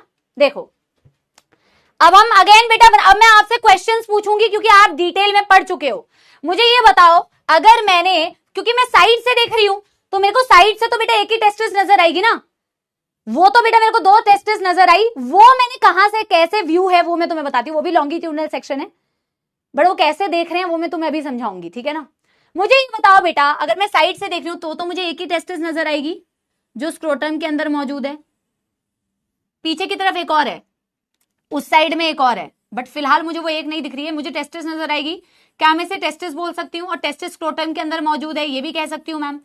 अभी मैं एपिडिडाइमिस अगर ना बनाऊं, मुझे ये बताओ अगर मैं एपिडिडाइमिस नहीं बना रही हूं, ये वाली डक्ट क्या होगी, ये डक्ट कौन सी डक्ट है, इस डक्ट का नाम बताओ जो ग्रीन कलर से बना रही हूं, इस डक्ट का नाम बताओ जो ग्रीन कलर से बना रही हूं, जो टेस्टिस से स्पर्म को कैरी करके लेके जाएगा, it will receive a duct from urinary it will receive a duct from seminal vesicle। कौन सी डक्ट है ये, कौन सी डक्ट है ये बताओ, वास्ट डिफरेंस होगी या नहीं, टेस्टिस में बने स्पर्म। अब आप ही मुझे आंसर बताएंगे, ये तुम्हारा रिवीजन हो रहा है। इस डक्ट का नाम क्या होगा मैम, इस डक्ट का नाम होगा वास्ट डिफरेंस। बहुत सही बात है बेटा, वेरी वेरी नाइस, लेबल भी करते जाते हैं मैम, लेबल भी करते जाते हैं।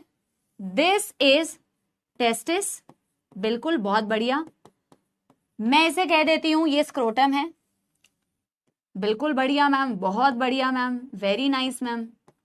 अब वास्ट डिफरेंस को मैं बाद में लेबल करूंगी, पहले मुझे ये बताओ, अब अपने अपना बेटा याद टेस्ट कर लेना तुमने क्लास में कैसा पढ़ा है खुद से। ये एक स्ट्रक्चर है बेटा जिसमें ना यूरिन स्टोर होता है, तो ये स्ट्रक्चर कौन सा होगा, ये एक स्ट्रक्चर बना रही हूं जिसके अंदर यूरिन स्टोर होता है, तो ये स्ट्रक्चर क्या होगा ये बता दो, ये स्ट्रक्चर क्या होगा, इसके अंदर यूरिन स्टोर होता है, कौन सा स्ट्रक्चर होगा,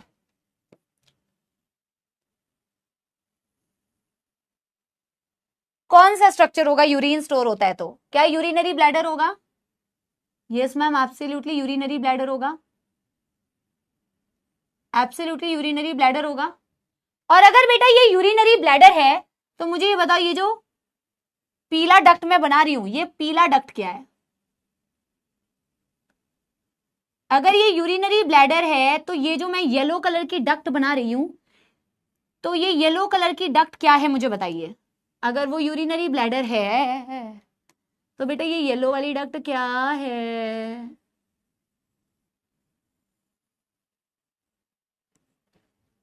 यूरेथ्रा। ओ भाई क्या पढ़ाया मैंने, क्या पढ़ाया मैंने, शानदार शानदार, एक भी गलत आंसर नहीं आ रहा, मजा आ गया बेटा, मजा आ गया, बहुत ही बढ़िया बहुत ही बढ़िया। तो यार लेबल भी करो ना साथ के साथ, ठीक है मैम। ये आपने बताया, ये आपने बताया वास्ट डिफरेंस, बहुत ही बढ़िया मैम, बहुत ही बढ़िया, फुल मार्क्स आ गए हमारे।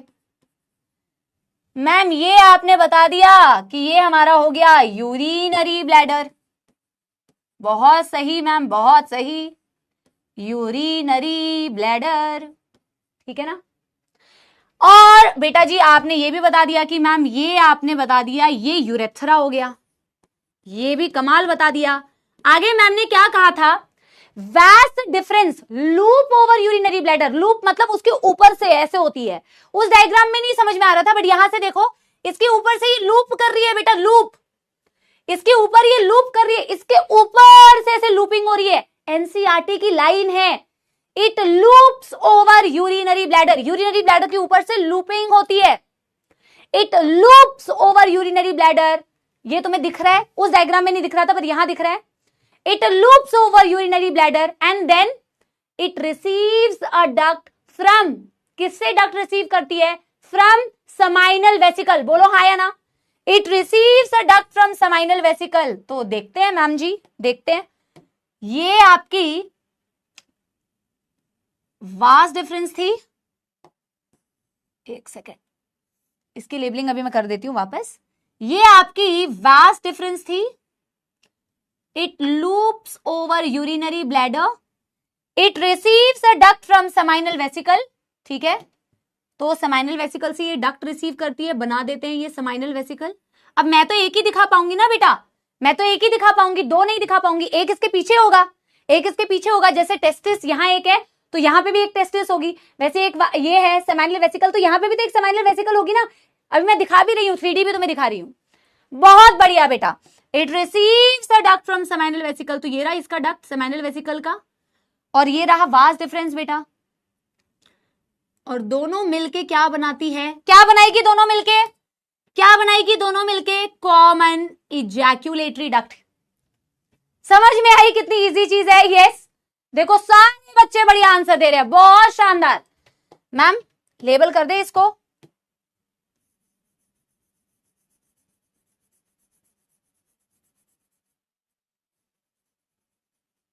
बहुत ही बढ़िया, बहुत ही बढ़िया, बहुत ही बढ़िया बेटा। कंसेप्ट्स ना देखो, इतना जो क्लास में एनर्जी मेंटेन करती हूं उसका एक ही सिंपल फंडा है कि आपको ना क्लास में हैवी फील ना हो रहा हो, ठीक है ना।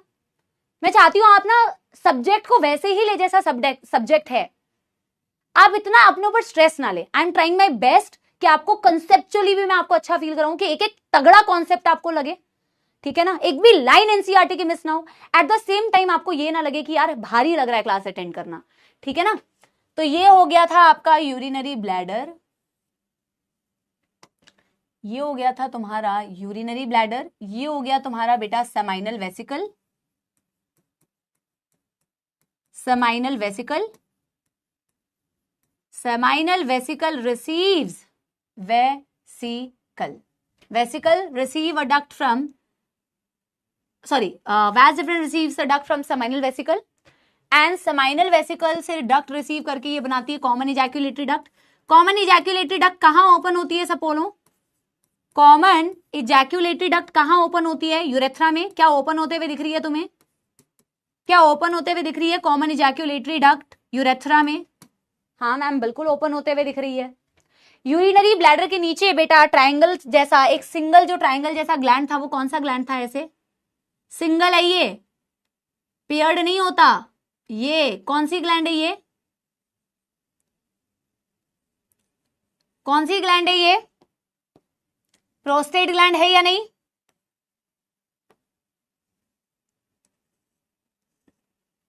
प्रोस्टेट ग्लैंड है या नहीं, लिख दूं इससे प्रोस्टेट ग्लैंड,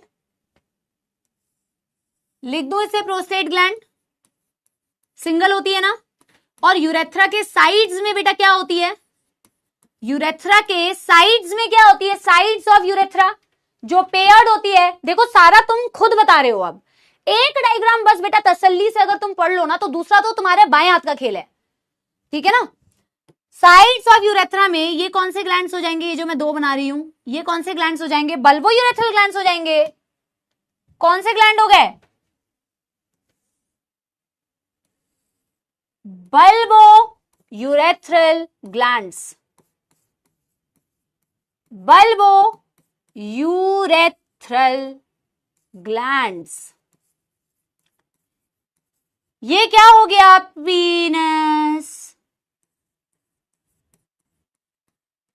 ये क्या हो गया, ग्लैंड्स पीनस।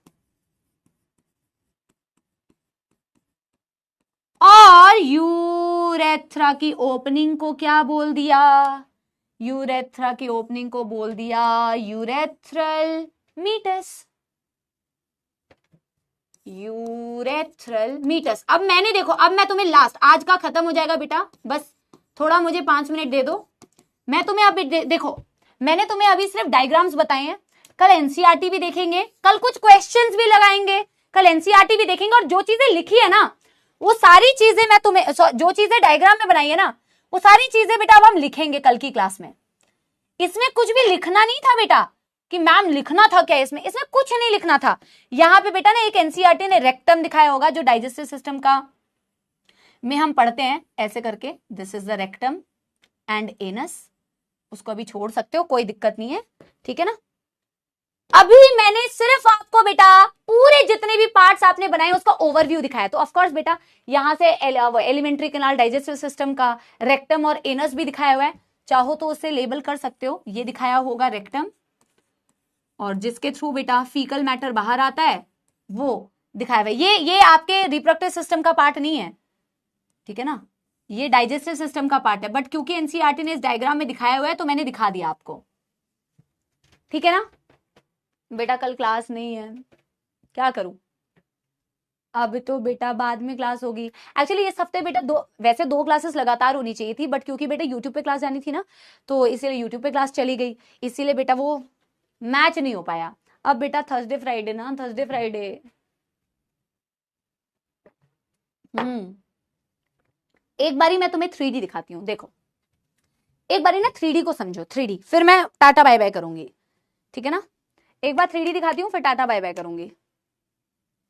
सुनो सुनो सपोलो, ये देखो एक बारी पहले डायग्राम को ध्यान से देखो, सुनो सुनो पहले डायग्राम को ध्यान से देखो, डायग्राम को ध्यान से देखो, इस डायग्राम को जरा ध्यान से देखो। हाय राम,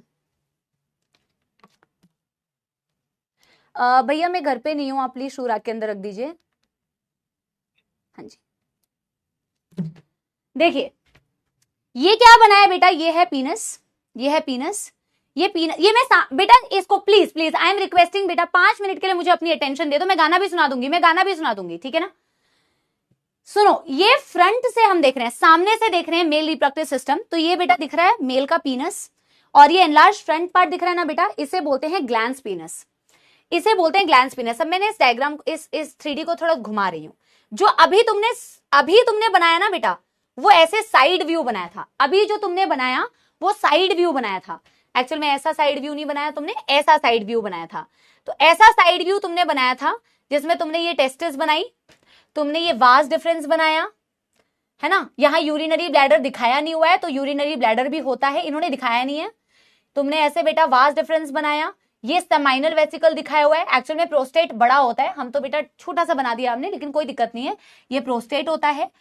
इस डायग्राम में तुम्हें एटलीस्ट पोजीशनिंग समझ में आएगी कि हमने बनाया कैसे है डायग्राम, ठीक है ना। तुम्हें हर एक चीज नहीं दिखेगी, वो तो मैंने डायग्राम में दिखाया है, बट तुम्हें एटलीस्ट बेटा सेक्शन कैसे बनाया ना वो समझ में आएगा। बेटा बातें नहीं करना है, ठीक है ना। ये तुमने ऐसे बेटा साइड व्यू बनाया था, ऐसा तुमने साइड व्यू बनाया था बेटा। अभी जो तुमने सेकंड डायग्राम बनाया, ये टेस्टिस दिख रहा है, ये ग्लांस पीनस दिख रहा है, ये पीनस दिख रहा है, ये क्या दिख रहा है बेटा, एक सेकंड, ये दिख रहा है तुम्हें वास डिफरेंस, ये तुम्हें दिख रहे हैं बेटा यहां समाइनल वेसिकल, देखो समाइनल वेसिकल एक इधर है एक पीछे की साइड है। अब ये जो वास डिफरेंस होता है, ये इसी समाइनल वेसिकल से तो बेटा डक्ट रिसीव करता है, ये वास डिफरेंस है, ये इसी समाइनल वेसिकल से डक्ट रिसीव करता है, कॉमन इजैकुलेटरी डक्ट बनाता है, ठीक है ना। देखो ये तो तुमने एक साइड व्यू देखा था, अब तुमने जो फर्स्ट डायग्राम बनाया था ना, उसमें तुमने ऐसा पीछे से देख रहे थे, तुमने ऐसा डायग्राम बनाया था बेटा, ऐसा डायग्राम एक्चुअल में बनाया था। अब यहां ना यूरिनरी ब्लैडर बनाया नहीं हुआ है, बट तुमने ऐसा डायग्राम बनाया था। क्या समझ पा रहे हो, क्या समझ पा रहे हो। अगली क्लास में मैं एक और 3D ले आऊंगी। तो तुमने पीछे से ऐसे देखा था, मतलब कि दोनों टेस्टिस तुम्हें नजर आ रहे थे, दोनों टेस्टिस, ठीक है ना, ऐसा, सॉरी ऐसा डायग्राम। एक काम करो, उस फ्रंट सेक्शन के लिए तुम्हें दूसरा 3D ले आऊंगी, कोई नहीं, ठीक है ना। आज तुम्हें एटलीस्ट बेटा समझ में आ गया कि हमने क्या क्या देखा क्या नहीं देखा, समझ में आया ना सेक्शन कैसे बनाए। और जब तुम्हें दोनों टेस्टिस नजर आ रहे हैं तो कुछ ऐसा देख पा रहे हो, ठीक है ना। अब मैं अगले दिन बेटा वो फ्रंट सेक्शन का 3D लेके आऊंगी, फ्रंट सेक्शन का 3D लेके आऊंगी। अभी तुम्हें एटलीस्ट थोड़ा बहुत समझ में आया बेटा हमने क्या देखा था। एनसीईआरटी की रीडिंग भी कराऊंगी, अभी तो बेटा एज सच हमने कुछ पढ़ा नहीं है कि मैं तुम्हें एनसीईआरटी की रीडिंग कराऊं, अभी तो हमने बेटा सिर्फ ये 2 डायग्राम्स बनाए हैं। अगले दिन से इंटरनल स्ट्रक्चर ऑफ टेस्टिस बेटा स्टार्ट होगा। मुझे बताओ कि जितना मैंने पढ़ाया बेटा, देखो मैं हर बार बोलती हूं ज्ञान दो मत, ज्ञान लो। जितना पढ़ाया उतना आपको समझ में आया कि नहीं बेटा, ज्यादा ना उछलना नहीं है, धीरे धीरे करके बेटा चीजें कवर होंगी, धीरे धीरे। एक दिन में बेटा पूरा खाना थोड़ी खाना है तुम्हें, है ना। आपको बस ये समझना है क्लास में जो पढ़ाया गया, क्वेश्चन प्रैक्टिस भी अगली क्लास में करेंगे, जितना जो मैं लेके आई थी वो तुम्हें समझ में आया कि नहीं। जो मैम ने क्लास में एक एक चीज बताई वो तुम्हें समझ आई कि नहीं आई, वो बताओ मुझे। कोई दुख दर्द समस्या तो नहीं है। अब अगली क्लास से बेटा थोड़ी और चीजें आगे बढ़ेंगी, आगे और चीजें बढ़ेंगी। और बेटा मैं आपको जेन्युइनली एक चीज बता रही हूं, देखो बहुत आराम से मैं कोशिश कर रही हूँ कि तुम्हें एक एक चीज की क्लैरिटी दूं। मुझे कमेंट सेक्शन में जरूर बताना कि कौन सी चीज तुम्हें अच्छी लगी। सारी चीजें अच्छी लगी आई नो, बट अपना जेन्युइन फीडबैक मुझे जरूर बताना। I will read your comments, ठीक है ना। धन्यवाद बहुत अच्छी तरीके से पढ़ाई करने के लिए, और इग्नोर करो बेटा उन बच्चों को जो कॉमेंट्स में इधर उधर की बातें करते हैं। I will not gate impacted. मेरा काम है तुम्हें आके जेन्युइनली पढ़ाना। मैं तुम्हारा जो पढ़ने वाला बच्चा है मैं उसका टाइम क्यों खराब करूं बेटा, आप तो पढ़ने के लिए आए ना। तो मैं फालतू में बेटा उन कमेंट्स पे ध्यान नहीं देती जिनका काम ही है, जो इसी पर्पस से आए कि वो ऐसा कुछ लिखें कि मैम कुछ बोलें फिर वो एंटरटेन हो। तो ये वाली चीज मैं अवॉइड कर रही हूँ। आप भी बिंदास होकर अवॉइड कीजिए। देखो आपका अल्टीमेट गोल है यहाँ से डॉक्टर बन के जाना है। जो चीजें मैम ने पढ़ाई है वो सारी चीजें मेरे को पढ़नी है अच्छे से, वो आपका गोल होना चाहिए। मेरा बेटा, मेरी खुशी और मेरा सक्सेस उसी चीज से होगा कि तुमने बहुत मस्त पढ़ाई की, अच्छे नंबर लेके आए, अच्छे मेडिकल कॉलेज में पहुंच गए, दैट्स इट। वो मुझे चाहिए, वो तुम मुझे अपनी तरफ से दे दो। बाकी सारी चीजें बेटा मैं तुम्हें क्लास में दे रही हूँ, ठीक है। तो एक गाना आपको सुनाते हैं डेफिनेटली, पर मैं एक ऐसा गाना सुनाना चाहती हूँ आपको जो मैं यूजुअली सुनाती हूँ जब अर्जुना से मैं लक्ष्य में आती हूँ, क्योंकि और ये मैं तुम्हारी तरफ से अपने आप को डेडिकेट करना चाहती हूँ। माय गॉड, क्योंकि तुम मुझे कभी डेडिकेट ही नहीं करोगे कोई गाना, है ना। मैं ही तुम्हें डेडिकेट करती रहती हूँ गाना। तो मैं चाहती हूँ अपने आप को खुशी महसूस कराने के लिए कि मेरे अर्जुनाज मुझे कितना मिस कर रहे थे, उसके लिए मैं एक गाना सुनाना चाहती हूँ, ठीक है ना। तो अर्जुनास की तरफ से समाप्ति मैम को गाना, ठीक है। मेरी ज़मीं को तेरे कदम का ना जाने कब से था इंतजार, एक ना एक दिन आना है तुमको, दिल को मेरे था ये एतबार। मैं खुदा से तेरे सिवा कुछ और न मांगूंगी,